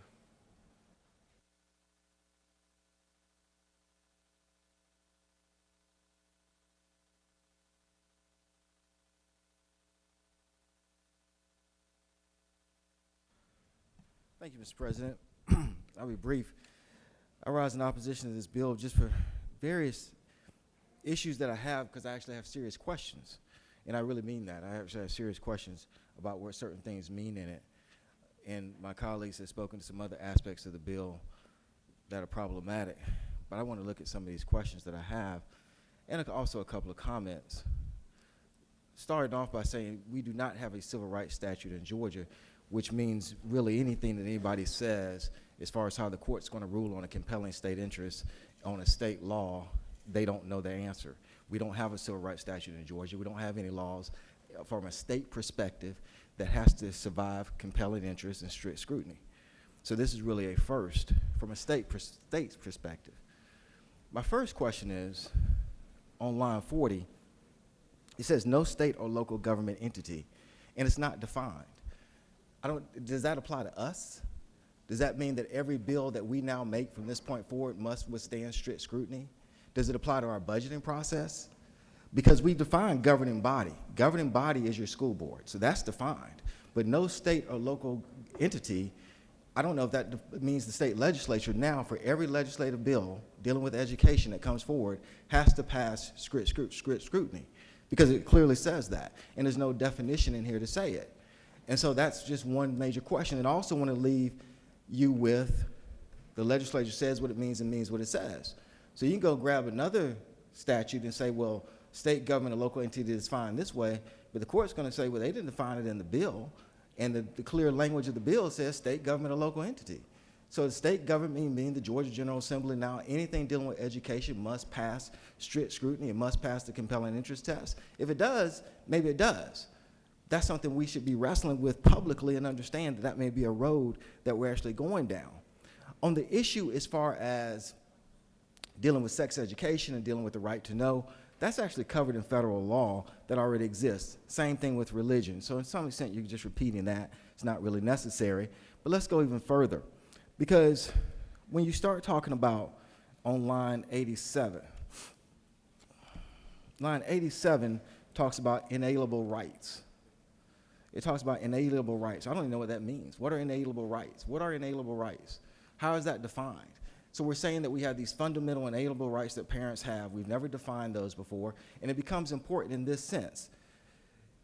Who knows what that is? Now, what someone's going to say is, well, we fixed that because we say unless such rights have been waived or terminated as provided by law, parents have inalienable rights that are more comprehensive than those listed in paragraph 1.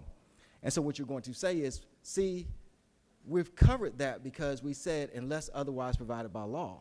But none of those laws you're going to cite and say, well, no, this doesn't apply. This is not an inalienable right. They've never passed a strict scrutiny test. So you're creating all these new rights. You don't even know what you're creating because you haven't defined what inalienable rights are. You haven't defined what these fundamental rights are. You try to get slick with it and say unless otherwise provided by law, but that doesn't work. It doesn't fit because no law you're going to present, no matter how you present it, has ever passed a strict scrutiny test. It just has not. So it doesn't matter that you go and say, well, no, a parent can't do this or a parent can't do that. You don't know that because it's never been subject to strict scrutiny. It's never been subject to a compelling interest test. And let's give an example. Let me give you a perfect example here. When you look at line 91, it says the governing body shall, in consultation with parents, teachers, administrators, develop and adopt a policy. Well, that sounds obvious, but which parents? Now, I know what you're going to say. PTA. That's reasonable, but does it withstand strict scrutiny? What if a parent doesn't want to join the PTA? They now have a fundamental right. You say a fundamental right that has to do strict scrutiny. And they say, you did not talk to me about this policy. And the school board would say, well, what we decided was we're going to go through the PTA. Based on what? I don't believe that may be rational, but it doesn't survive the compelling interest test. It doesn't survive strict scrutiny. So how do you determine that I must join the PTA so I can get consulted? And no one has the answer to that. Because any law or any board rule that you present and saying, well, everything has to go through the PTA, that's before you pass this test. That's before you pass this test. And all of that is going to come to fruition because you don't get to say, it would be similar to saying, strict scrutiny as far as race is concerned. You can't discriminate on the basis of race unless otherwise provided by law over here. It doesn't work that way. You can't say, okay, we can't discriminate on the basis of race. All laws must survive strict scrutiny. But if we got a law over here that was created before we created strict scrutiny, it trumps the strict scrutiny. That's not what happens. Every single law that's on the books right now has to survive strict scrutiny as far as education is concerned. That's what's going to come up. And you don't have any clue what may or may not come up. And I'm not saying I do, but I'm saying we're going down a path that we haven't really discussed yet. And I will tell you my last path that really is interesting, that I just find amazing, because we think we know what we're talking about. And I talked to the members of education and asked them, did this come up? Line 61 and line 111, they're similar, so I'll just kind of read it. The right to provide written notice that photographs or video or voice recordings of his or her child are not permitted, subject to applicable public safety and security exceptions. Those are the exceptions. Is there an athletic exception? So where if a person doesn't want their child to be videotaped and they play on the football team? You gonna make them? So you got the best athlete in football player, and his parent comes in and says, from now on, you're not videotaping my son. That's not happening. You think you're talking about it's on the bus. You think you're talking about something in a classroom, but that's not what this says. It says they can provide written notice that their kid cannot be videotaped. It doesn't provide an athletic exception. It provides a public safety exception. And now you're going to cite me and say something like, oh, well, they signed a waiver. I bet they did, but that waiver has never sustained strict scrutiny. Now what you're telling a parent is, oh, this little waiver that you signed to say that we can tape your son, and I don't even know if that even exists, that trumps your inalienable fundamental right. No court would rule that way. They would say you got to prove that this little waiver trumps their inalienable fundamental strict scrutiny right not to have their child videotaped on the football field. That is what you would have to show. Or they might show, or you might say, well, other states have done this, they didn't have a problem. May not have, but that was before NIL. Now, I know NIL applies to colleges, but you think you got a parent to sit here and look at this and say, wait, all those high school games come on Georgia Public Broadcasting? All those games that come on, and my son is on there, and now I have an inalienable right to say I don't want him or her shown, and you give it no exceptions? Oh, we can make a deal, but it's going to cost. And no answer you give is satisfactory because no answer you give has withstood the strict scrutiny test. It's the highest test in the United States Constitution. So don't come quote the Georgia Athletic Association or any of that because it doesn't matter. It hasn't survived the strict scrutiny test. That's the bottom line. So no one knows the answer. I'm not saying I know the answer, but I am saying the clear language of this says that it applies to athletic events. That's the clear language. With that, Mr. President, I'll yield for any questions. Chair recognizes the senator from the 10th with a question. Thank you, Mr. President. Senator Yield? Yes. Senator, thank you for that lesson in the strict scrutiny test, by the way. I followed you quite well. But I want to direct your attention over to line 91. I think you referenced line 91 in your comments. Yes. But it talks about those governing bodies. It also mentions in that language that the governing body has to come up with a procedure. As a matter of fact, on the succeeding pages, it lists several procedures. My question for you is whether or not that information that you just shared will be impacted by your comments, and how would 180, possibly 181 school systems come up with a procedure? Potentially, couldn't they all be different? That's potentially correct. They all could actually be different, but that's when you start getting into those procedures has to withstand the highest test, quite frankly, because that's what a parent's going to say. Well, okay, y'all created these procedures. Forget just talking to me, but these procedures have to survive this particular test. And so it's going to be a lot of litigation that's going to be going forward too. But certainly it is difficult to make that uniform without a doubt. Senator, further you? Yes, sir. Senator, why is it that you think the authors of this legislation did not define what those procedures should be? Is there a reason that that information may have been left off, and in essence they punted the ball and deferred to the local governing entities? I think that probably is what took place, but of course you'd have to ask the authors that, but I think that the more succinct answer would be certainly is a more of a punt than anything else, because it's difficult to do, quite frankly. Thank you, Senator. Thank you. You have no more questions. Thank you, Mr. President. Chair recognizes the senator from the 16th to speak to the measure.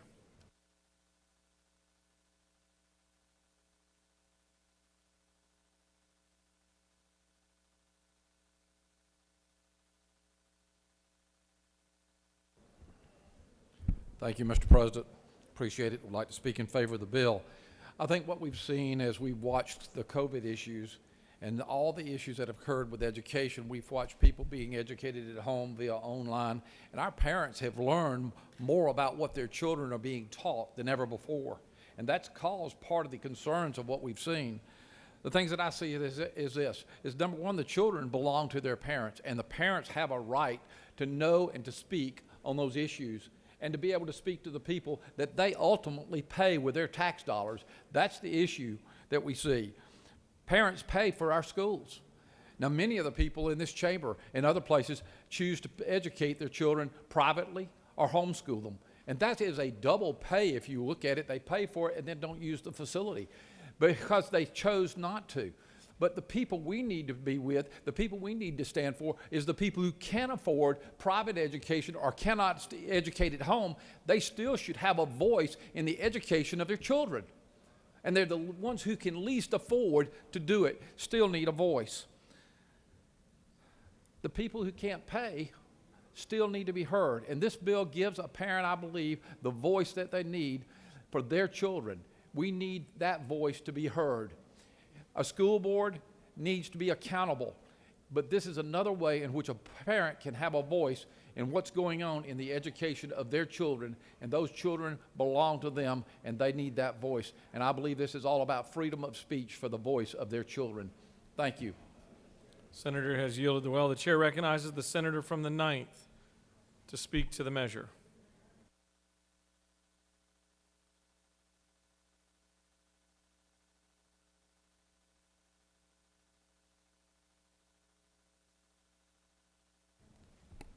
Thank you, Mr. President. I fail to see the real purpose of this bill. It appears just a bill to create more chaos, confusion, and re-election political fodder. One of the issues, well, let me back up. We've already said this many times. There is already a process for parents to review curriculum and materials.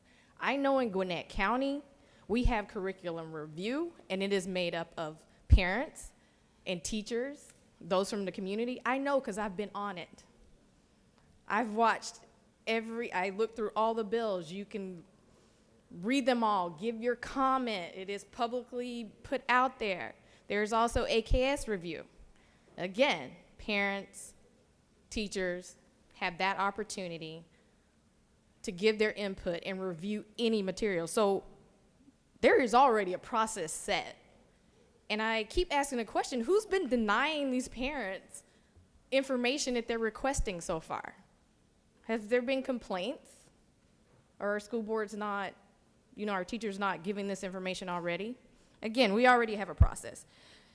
And then two, and this has been mentioned, is the burden of actually initiating initiating these rights. We're asking governing bodies to take time to write some policy and implement these resources, but when are they going to have the time to do this? What's it going to cost? Do we even know how much this will cost for the time that's going to be spent to implement these rights? What will it cost our local governing bodies?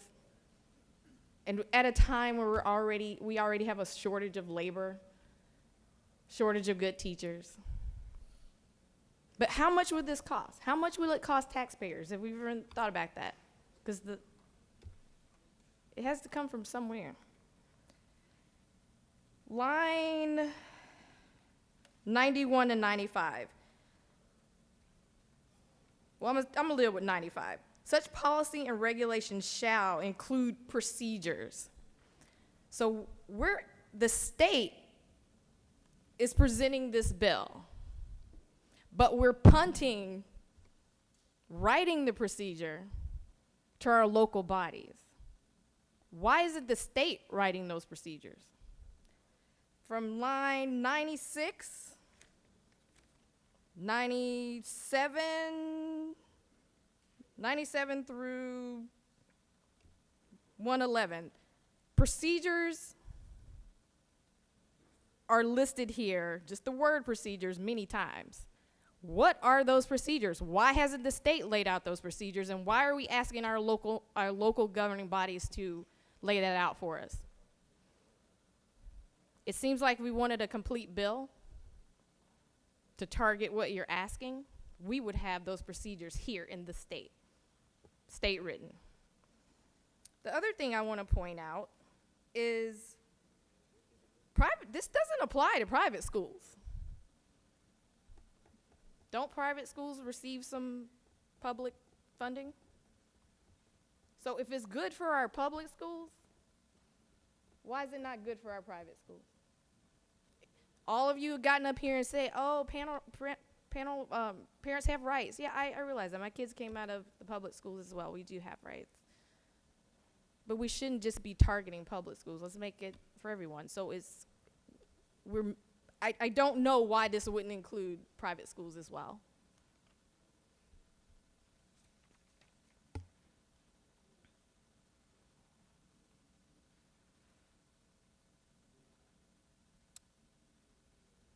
And, I'm going to go back to the procedures for a minute. Procedures for a parent to learn about his or her minor child's courses of study. No procedure listed. Procedures for a parent to object to instructional materials intended for use. No detailed procedures. Procedures for a parent to provide a written notice and photograph or video. No detailed procedure. So that's just a few of the issues I have with the bill. Among the very basic thing is just going to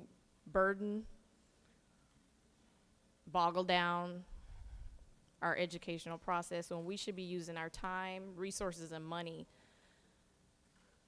to make the job easier for our educators. The money spent coming up with the policies and rules that we're asking our local governing bodies to do, we could be using that money in our public schools to make them better, to make sure our kids get what they need. Any questions? Do you yield? Yes. Chair recognizes the senator from the 10th with a question. Thank you, Mr. President. Would the senator yield? Yes.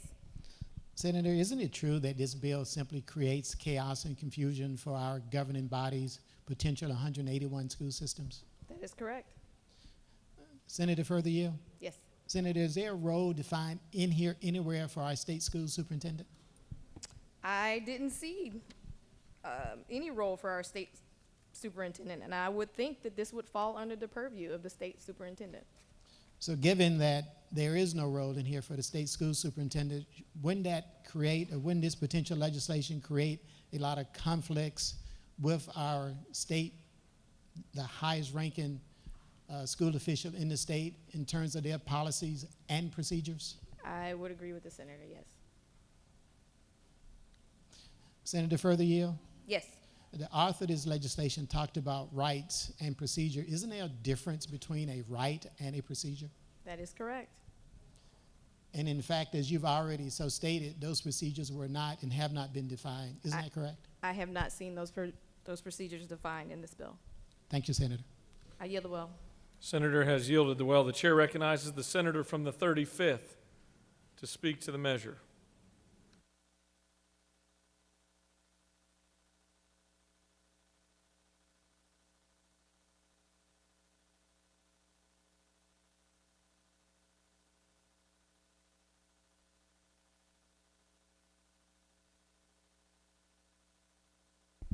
Thank you, Mr. President. Senators, does everything have to be partisan that we vote on? Everything should not be partisan. I learned that a long time ago, that education, yes, always has been the #1 budget item. Yes, even when I was a kid. My parents have been teachers, principals. They went on to the area office, both. They worked over 40 years in Atlanta Public Schools, both of them. I worked for 11 years in Atlanta Public Schools. And parents are definitely the first teachers. They learn so much at home before and including their values, their morals, when they're at home. And private school budgets have always been there, and you had a choice to either go to public school or find the money or a scholarship to go to private schools. But now we have home study. So they have home study even in public school, or you can be a home, you can do it, you can teach your children at home. So that's available now. Also, same thing that was 20, 30 years ago is still in place, and that is the teachers have a lesson plan, and they send it home. They invite the parents, and the parents sign off on it. That's still, and if you don't want your child to take, say, sex education or whatever, you can sign off on your child doing that. So parents can now say whether or not things happen, even in the schools. Many of you have gone to the schools now and read to the children, the kindergartners and all. But the parents can say, if you take a picture, I don't want my child in the picture. So the parents and the principals already observed that particular request of the parents. This legislation would require the creation of procedures where a parent may object to instructional materials intended for use in the classroom. That's already done when you approve the lesson plan. You still also go into, you're invited to sit with the teacher every year. So you're invited, and so any parent that goes there can talk to the teacher. Also, the parents still, I was PTA president at 4 different schools when my 2 boys were growing up. And I know that not only at the schools that I work with, that a teacher, a parent, can have a say-so. I made sure that if you had a problem with the teacher, that you could go into the classroom and sit there, or let the grandparent or someone you choose, you let the principal know. And sometimes the teachers didn't already know, so it could be a surprise visit to them. So you could see if what the child is saying or what problems you have with it, what's really going on. This is still happening too, by request. This legislation would direct the upbringing and the moral or religious training of their child. And that's already done because you're the first teacher. The parents are the first teachers. And they do that, and they can select what courses that they don't want their child in. And it's respected by all public schools in the Atlanta area. I can tell you that from experience and from as a child. My parents were the old kind of teachers and principals. They would bring some of the kids home who needed extra help or just some attention or love. They would bring them home with us. We had to give them our toys, our old clothes, everything, our favorite whatever, and food. And that's the kind of teachers they were back in the day. They don't have that anymore. But also a review of all instructional materials intended for use in the classroom is what this legislation is asking for. Again, that's already done. Also, enroll your child in a public school, private school, or home study program. That's already being done. You can do that. If my parents wanted me, or if I wanted my kids to go to a private school, I'd have to come up with the money to do that. Now you don't even have to do it. You can have home study. And you can register to do that as long as and some churches allow those same students to come there on like a week or different days. So if you home studied in your different areas, you could even create that. So that's being done already. Also review all records related to your child. That's already available. Let's not make this, please, a partisan issue. Please look at this legislation clearly. And why are we being frivolous by putting legislation in that will cost money that does not even exist? Also, this asks, and this is my last point, consent in writing before a photograph, video, voice recording of your child.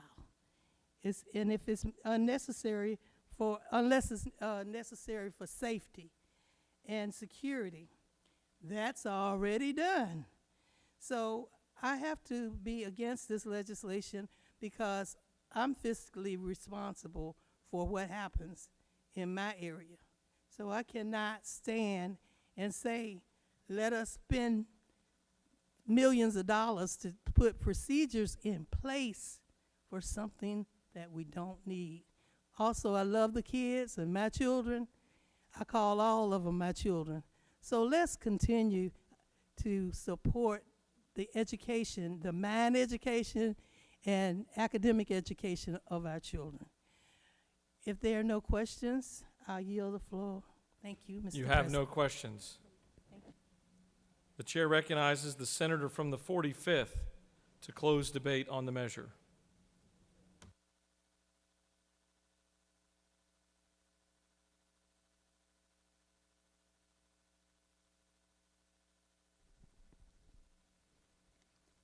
Thank you, Mr. President.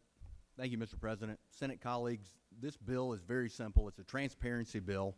It does not create confusion or any issues that were spoke about from folks from the other side of the aisle. It simply defines the role of parents and teachers. Simple bill, transparency bill.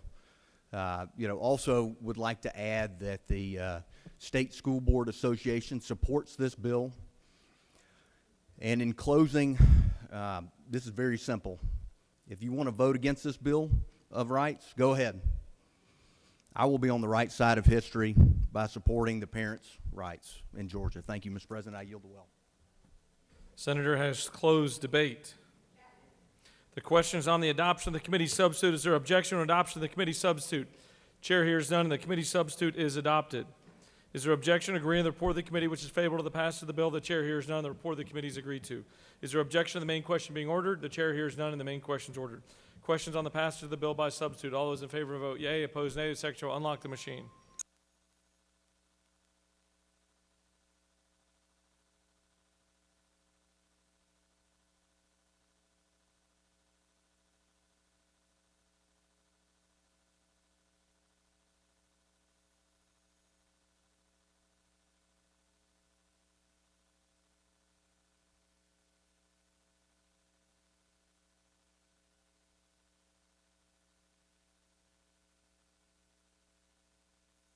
For what purpose does the senator from the 36th rise? Parliamentary inquiry. State your inquiry. Isn't it true that it's my understanding that the Georgia School Board Association actually raised several points of contention that they did not agree with in the bill as it was presented to committee? I'm sure Is each that and not every true? member can decide that on their own. Thank you. For what purpose does the senator from the 45th rise? Isn't it true, Mr. President, that we address those concerns through a committee substitute? Once again, I'm certain each and every member is capable of finding that out. Thank you. On the passage of the bill, the yeas are 33, the nays are 21. This bill, having received the requisite constitutional majority, is therefore passed by substitute.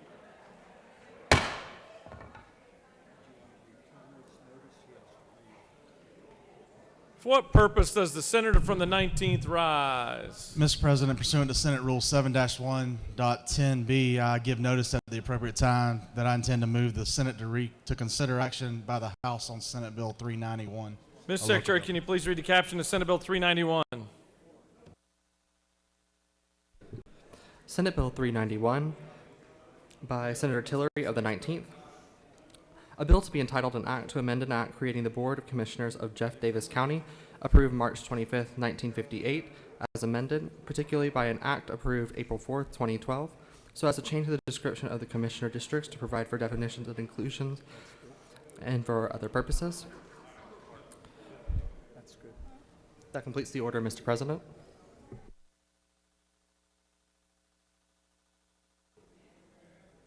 Senator, the chair will inform you that the appropriate time to make that motion will be tomorrow. Thank you for serving notice. Mr. Secretary, can you please read the caption of Senate Bill 469?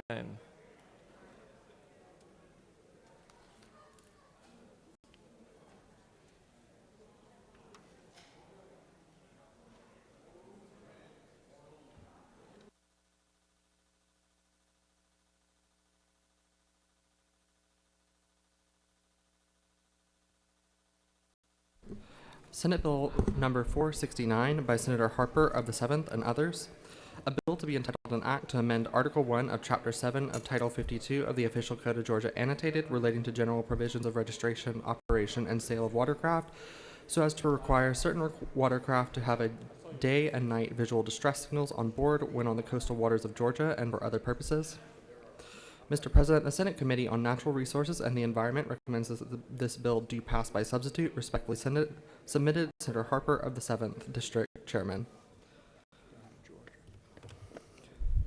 Mr. President, the Senate Committee on Natural Resources and the Environment offers the following substitute to Senate Bill 469. A bill to be entitled an act to amend Article 1 of Chapter 7 of Title 52 of the Official Code of Georgia annotated relating to general provisions of registration, operation, and sale of watercraft so as to require certain watercraft to have day and night visual distress signals on board when on the coastal waters of Georgia and for other purposes.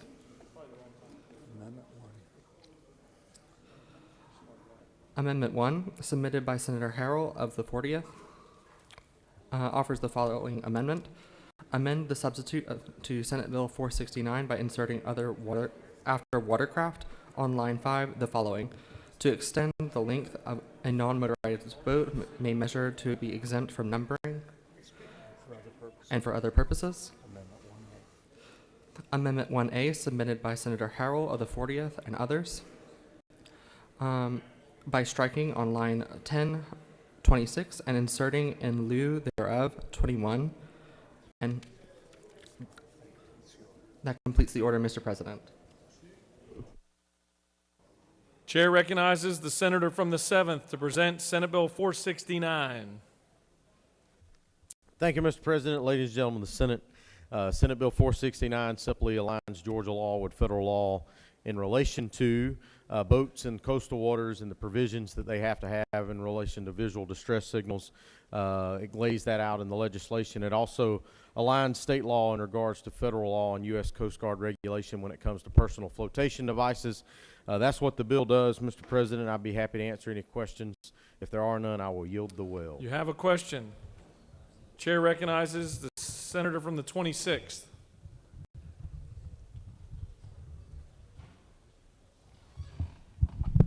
Senator Yield. I will. Am I right in that if it's 26 feet or whatsoever. Well, I think you may be talking to the amendment. I'm going to let the senator from the 40th address her amendment. Could the senator tell me what the amendment will do? I think the senator from the 40th will address that amendment whenever she comes to the well. Senator yield. I yield. Are the numbers being removed from on the side of the vessel? If again, you're talking to the amendment, and the senator from the 40th is bringing the amendment, but to your question, yes, if we change the law, there will be numbers removed from sides of boats. That is correct. Senator yield again. I yield. Isn't it true that the numbers basically tell whether or not the boat is registered? That is. Game and Fish can look at it and run it to make sure it's not a stolen vessel? You are correct. To the senator from the 26th, and I believe Georgia is actually the #1 state when it comes to stolen vessels and boating. I just learned that a few minutes ago from my good friend over here. You have no more questions. Thank you, Mr. President. I yield the will. Chair recognizes the senator from the 40th to present amendments 1 and 1A.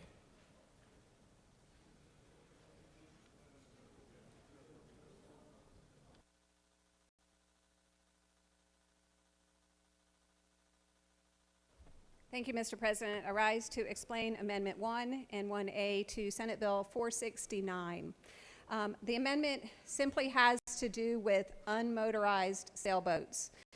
For those of you who know me, you know I go out rock climbing a lot. When I'm not climbing on the rocks, you'll find me on a lake in a sailboat.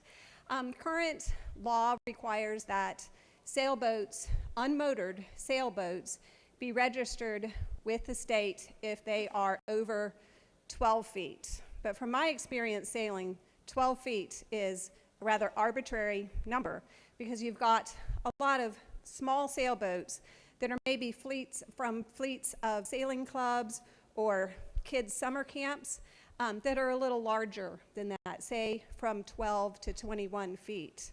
And so all this does is says that if a sailboat is 21 feet or under and unmotorized, those sailboats do not have to be registered with the state.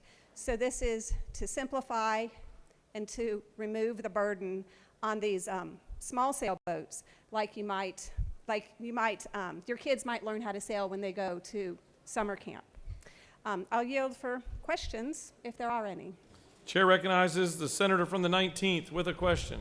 Thank you, Mr. President. Senator Yield. Sure. Senator, I'm just trying to make sure I understand this bill. This bill, your amendment, makes the bill shorter, correct? Or the boat shorter? It allows for slightly longer boats to not have to go through the registration process. Did the senator from the 7th ask you to carry this amendment? No, actually, my husband did. Thank you.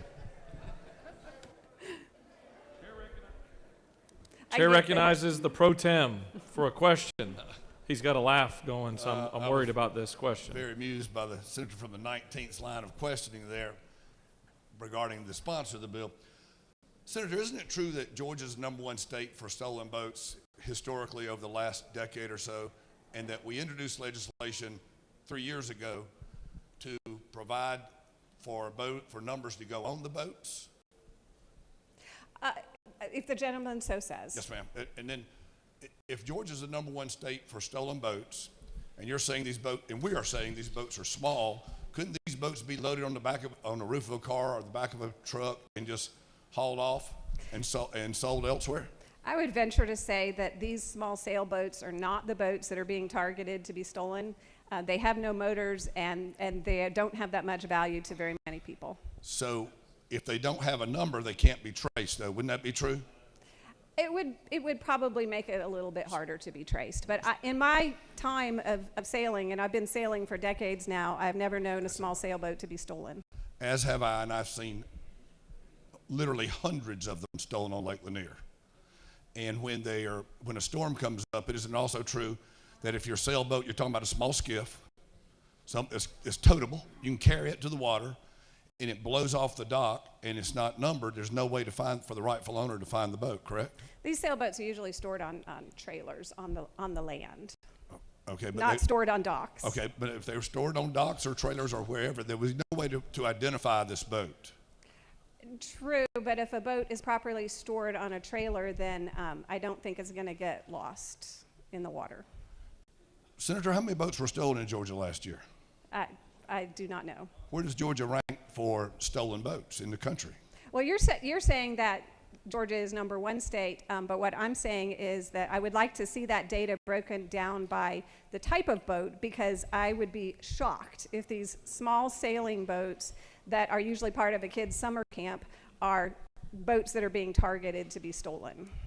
I would guess that motorized boats would be targeted for being stolen simply because the motor has value. The motor also has a vehicle identification number as well. How many boats are there? How many sailboats are in Georgia under 26 feet?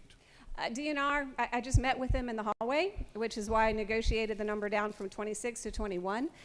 They said the number is 1,200, so it's a relatively small number of boats that are being registered in this size.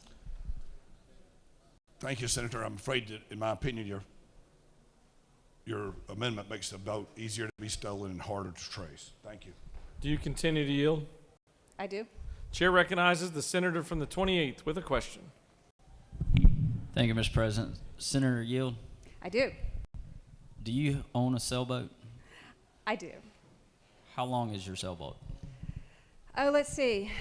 I'd have to count the sailboats, because every time I go out of town, my husband buys a new sailboat. It's kind of a bad habit of his.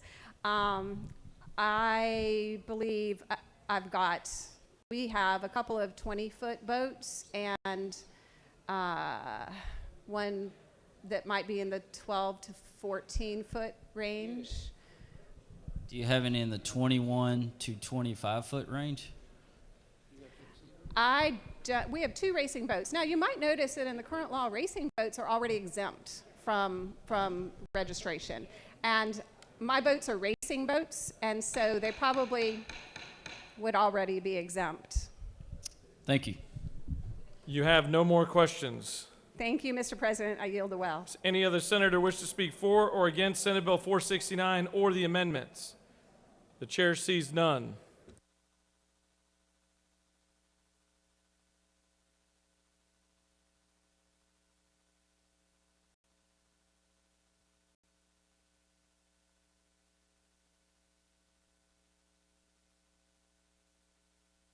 Senator from the 7th has waived closing debate. All right, we're going to take up the First Amendment here. Amendment 1A. Is there objection to adoption of Amendment 1A?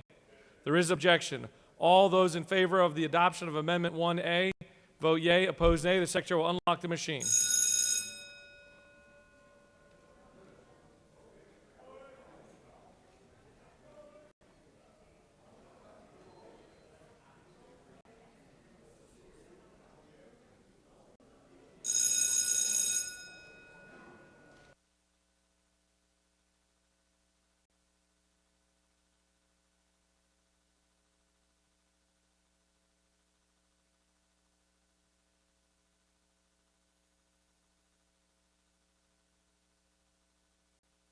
For what purpose does the senator from the 40th rise? Isn't it true that the chairman of the Natural Resources Committee has not objected to this amendment? I'm sure each and every member can find him on the floor and ask him that question.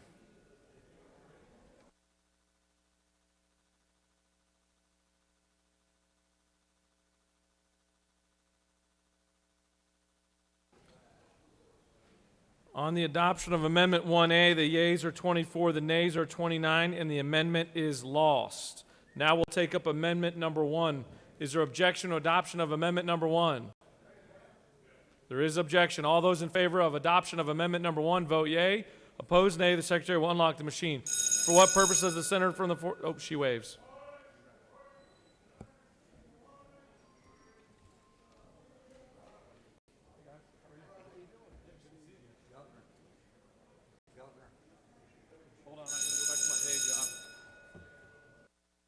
For what purpose does the senator from the 40th rise? Isn't it true that the DNR also does not object to this amendment? I'll have to assume that each and every member is capable of figuring that out on their own.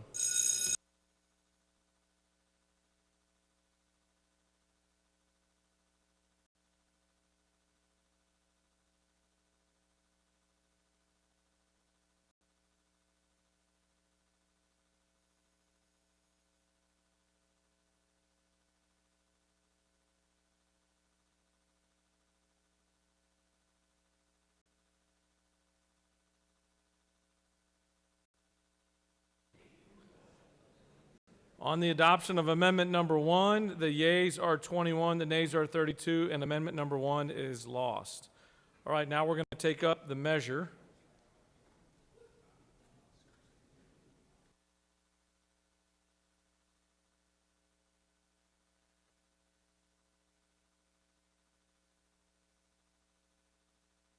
Question is on the adoption of the committee substitute. Is there objection to adoption of the committee substitute? The chair hears none, and the committee substitute is adopted. Is there objection to agreeing to the report of the committee, which is favorable to the passage of the bill? The chair hears none, the report of the committee is agreed to. Is there objection to the main question being ordered? The chair hears none, the main question is ordered. The questions on the passage of the bill by substitute. All those in favor vote yea, opposed nay. The secretary will unlock the machine.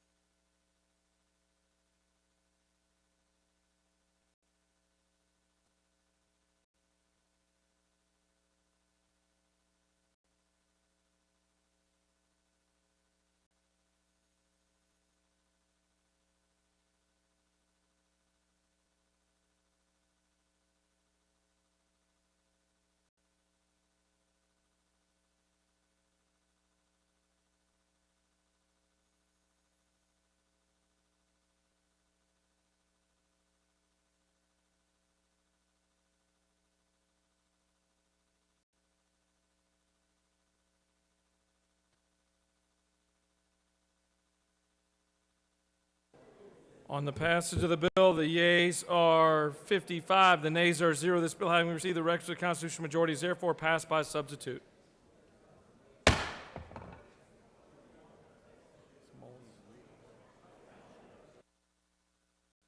Mr. Secretary, can you please read the caption of Senate Bill 395? 395. Senate Resolution number 395 by Senator Watson of the 1st and others. A resolution recognizing February 2022 as Self-Care Awareness Month and for other purposes. Mr. President, the Senate Committee on Rules recommends that this resolution do pass. Respectfully submitted, Senator Mullis of the 53rd Chairman. That completes the order, Mr. President. For what purpose does the senator from the 53rd rise? Mr. President, I have a motion. I move with trials and tribulation, with personal anguish, with respect to the time in this chamber with all the debate we've had, that's the Senate table, Senate Resolution 395. The senator from the 53rd has very audaciously moved at the Senate table, Senate Resolution 395. Is there objection? The chair hears none, and it is placed on the table. Mr. Secretary, can you please read the caption of House Bill 840?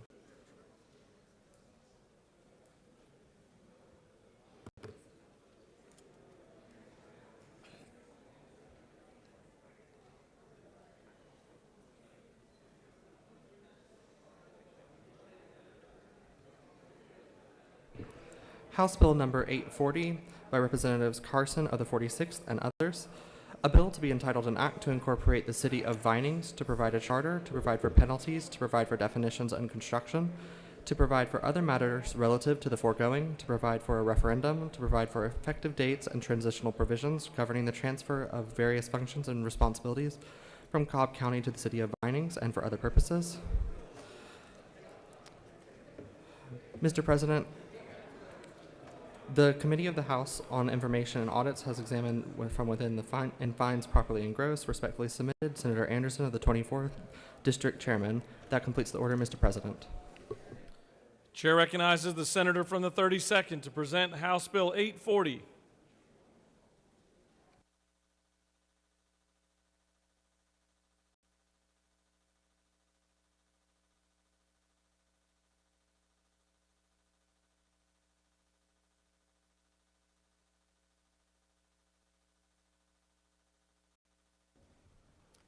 Thank you, Mr. President. This bill calls for a referendum on whether to officially create the city of Vinings. The Vinings community has existed since the 1830s, and it was based around a railroad stop originally called Vining Station. The community is centered around the intersection of Paces Ferry and Paces Mill Road.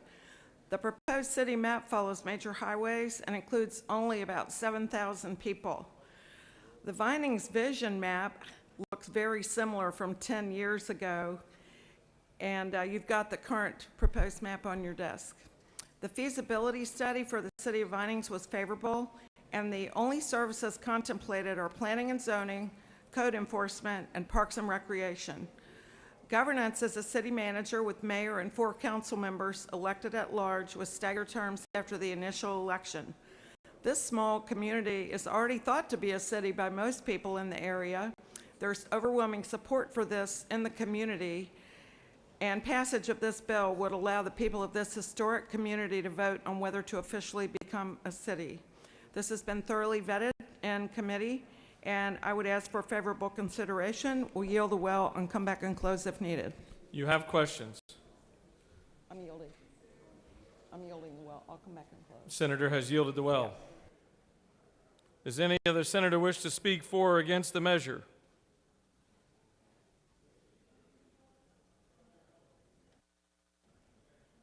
For what purpose does the senator from the 10th rise? He waves. For what purpose does the senator from the 26th rise?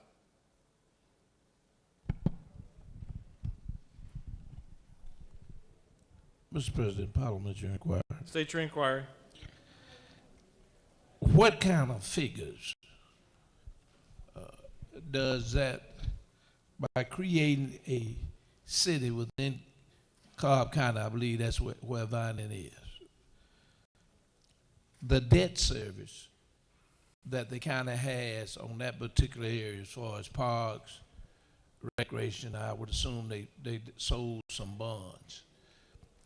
Then when a city is created, they also apply for community development money that necessarily would go to the county. So isn't it true that creating this city will somehow hamper Cobb County on its financial responsibility on bonds that they might have sold to create parks and those kind of things within Vining?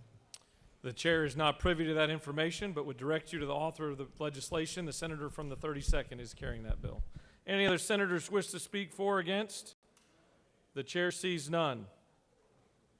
Is there objection to agreeing to the report of the committee which is favorable to the passage of the bill? The chair hears none. The report of the committee is agreed to. Is there objection to the main question being ordered? The chair hears none, and the main question is ordered. Questions on the passage of the bill? All those in favor vote yea. Opposed, nay. The secretary will unlock the machine.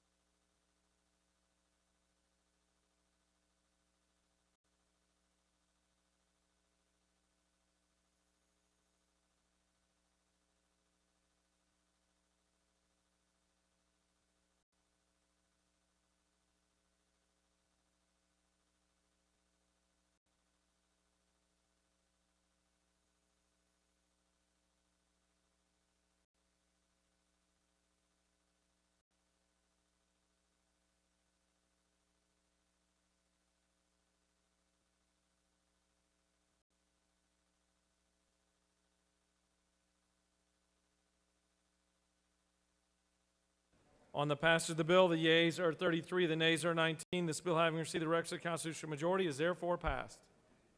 For what purpose does the senator from the 32nd rise? Mr. President, I move that the Senate immediately transmit House Bill 840 to the House.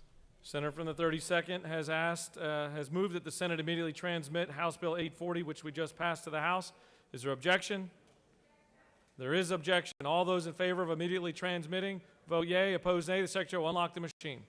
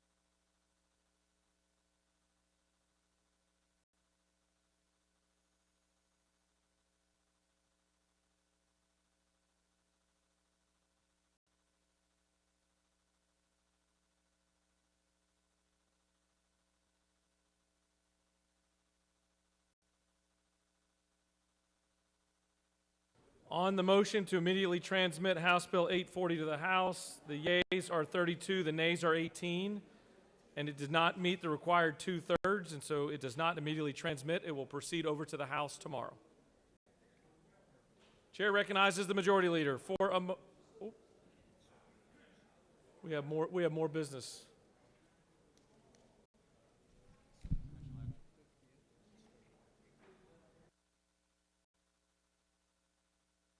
Chair recognizes the senator from the 50th.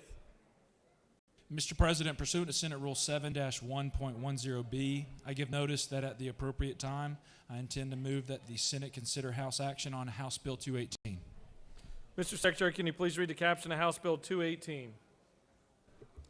House Bill number 218 by Representatives Bellinger of the 23rd and others.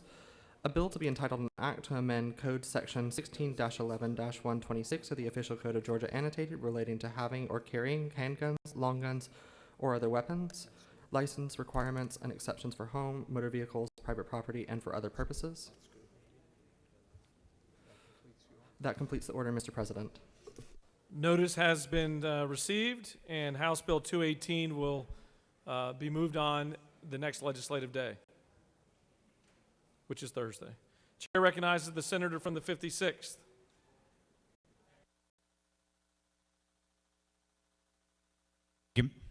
Thank you, Mr. President. Pursuant to Senate Rule 7-1.10B, I give notice at the appropriate time. I intend to move the Senate to consider an action by the House for Senate Bill 437. Ms. Secretary, can you please read the caption of Senate Bill 437? Senate Bill number 437 by Senators Albert of the 56th and others. A bill to be entitled an act to amend an act creating the Board of Commissioners of Fulton County and for other purposes. That completes the order, Mr. President. Notice has been served that the Senate will consider Senate Bill 437 on the next legislative day. Chair recognizes the senator from the 23rd. Thank you, Mr. President. Pursuant to Senate Rule 7-1.10B, I give notice that at the appropriate time I intend to move the Senate consider House action on Senate Bill 446. Ms. Secretary, can you please read the caption of Senate Bill 446? Senate Bill number 446 by Senator Burns of the 23rd and others. A bill to be entitled an act to amend an act reconstituting the Board of Education of Warren County and for other purposes. That completes the order, Mr. President. Notice has been served, and our chamber will consider this action on the next legislative day.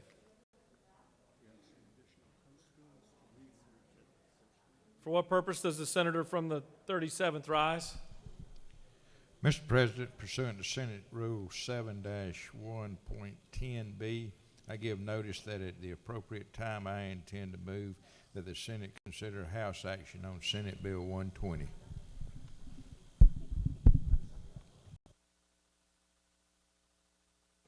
Ms. Secretary, can you please read the caption of Senate Bill 120?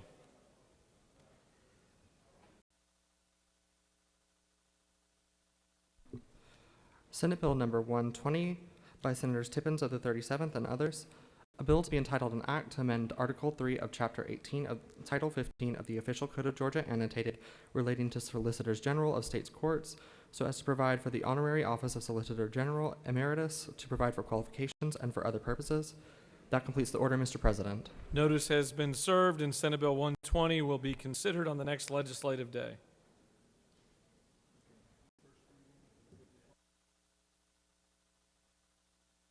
For what purpose does the senator from the 6th rise? Parliamentary inquiry. State your inquiry. With respect to if another senator has moved with respect to a bill to give notice that there's going to be action, if I wanted to do the same thing with respect to the same bill, do we have to have two notices, or is one appropriate? Secretary indicates just one suffices.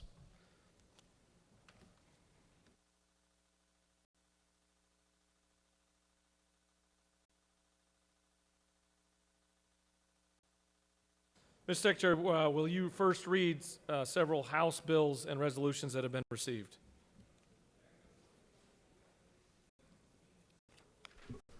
Mr. President, the following message was received from the House through Mr. Riley, the clerk thereof.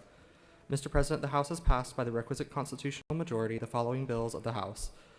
House Bill 1340 by Representative Werkheiser of the 157th, a bill to be entitled an act to amend an act to provide a new charter for the city of Glenville. State and local government.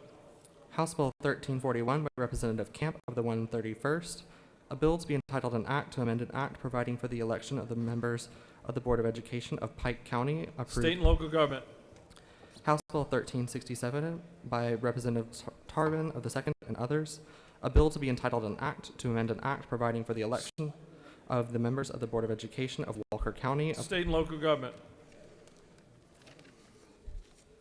House Bill 1368 by Representatives Dukes of the 154th, a bill to be entitled an act to provide for a Board of Education for elections and registration for Miller County. State and local government. House Bill 1370 by Representatives Williams of the 168th and others, a bill to be entitled an act to authorize the governing authority of Liberty County to levy an excise tax pursuant to subsection State and B. local government. That completes the order, Mr. President.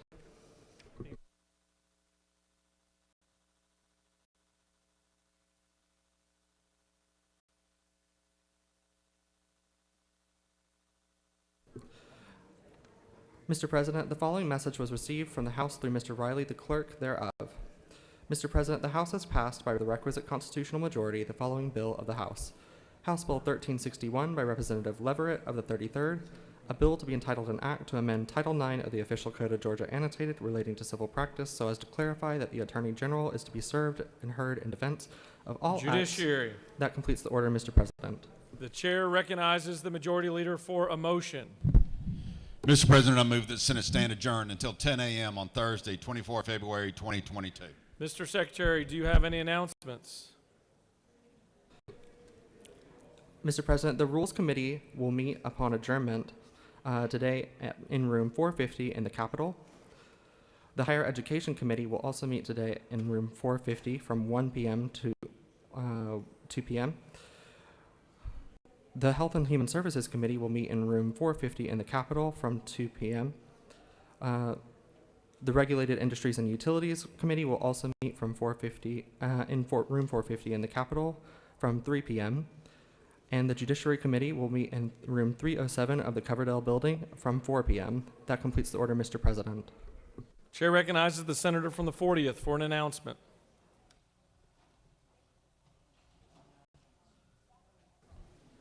Thank you, Mr. President. Women who have paid their dues for the Women's Caucus, make sure you stop by room 216 in the Capitol and pick up your lunch. There's about 15 minutes of the program left if you'd like to catch that on Zoom. Thank you.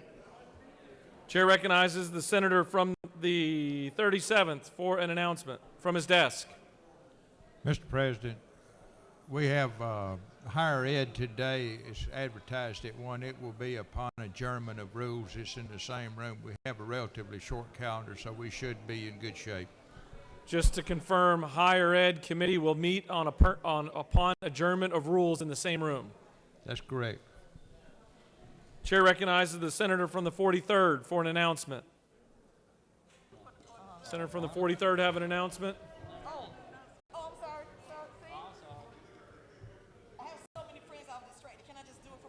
Chair recognizes the senator from the 43rd from her desk. Go to the well. See? No. You said from my desk. Thank you, Mr. President. All my friends are talking to me, and I got distracted. But I want to remind those members of the Georgia Legislative Black Caucus who are dues-paying members that our annual Heritage Dinner is tomorrow night at 6 p.m. at the College Football Hall of Fame. Thank you. Thank you. Glad you could find a microphone. Chair recognizes the Minority Whip to introduce to us our Doctor of the Day. Thank you, Mr. President. Our Doctor of the Day is Dr. Douglas Miller. Dr. Douglas Miller is an expert cardiologist and academic health leader. He has been recognized as a Castle Connolly top doctor for over 20 consecutive years. He has uniquely served as the dean of 3 research-intensive medical schools in the U.S., including our very own Medical College of Georgia. He is a member of 2 national medical doctor programs, accrediting bodies. He also instituted a new and innovative curriculum that helps to assure the best physician career paths and the right workforce for Georgia's underserved communities. He has advised several global health policy and technology business organizations. Dr. Miller holds U.S. patents in the fields of new drug development, advanced medical imaging, and artificial intelligence. His global biotech incubator experience, lectures, and podcasts reflects his leading authority status on advanced technology applications in both healthcare and human learning. Our doctor of the day, Dr. Douglas Miller. Thank you, Mr. President. The majority leader has moved that this body stand adjourned until 10 a.m. on Thursday, February 24th, 2022. All those in favor of that very important motion signify by saying aye. Opposed, no. The ayes have it. The Senate stands adjourned.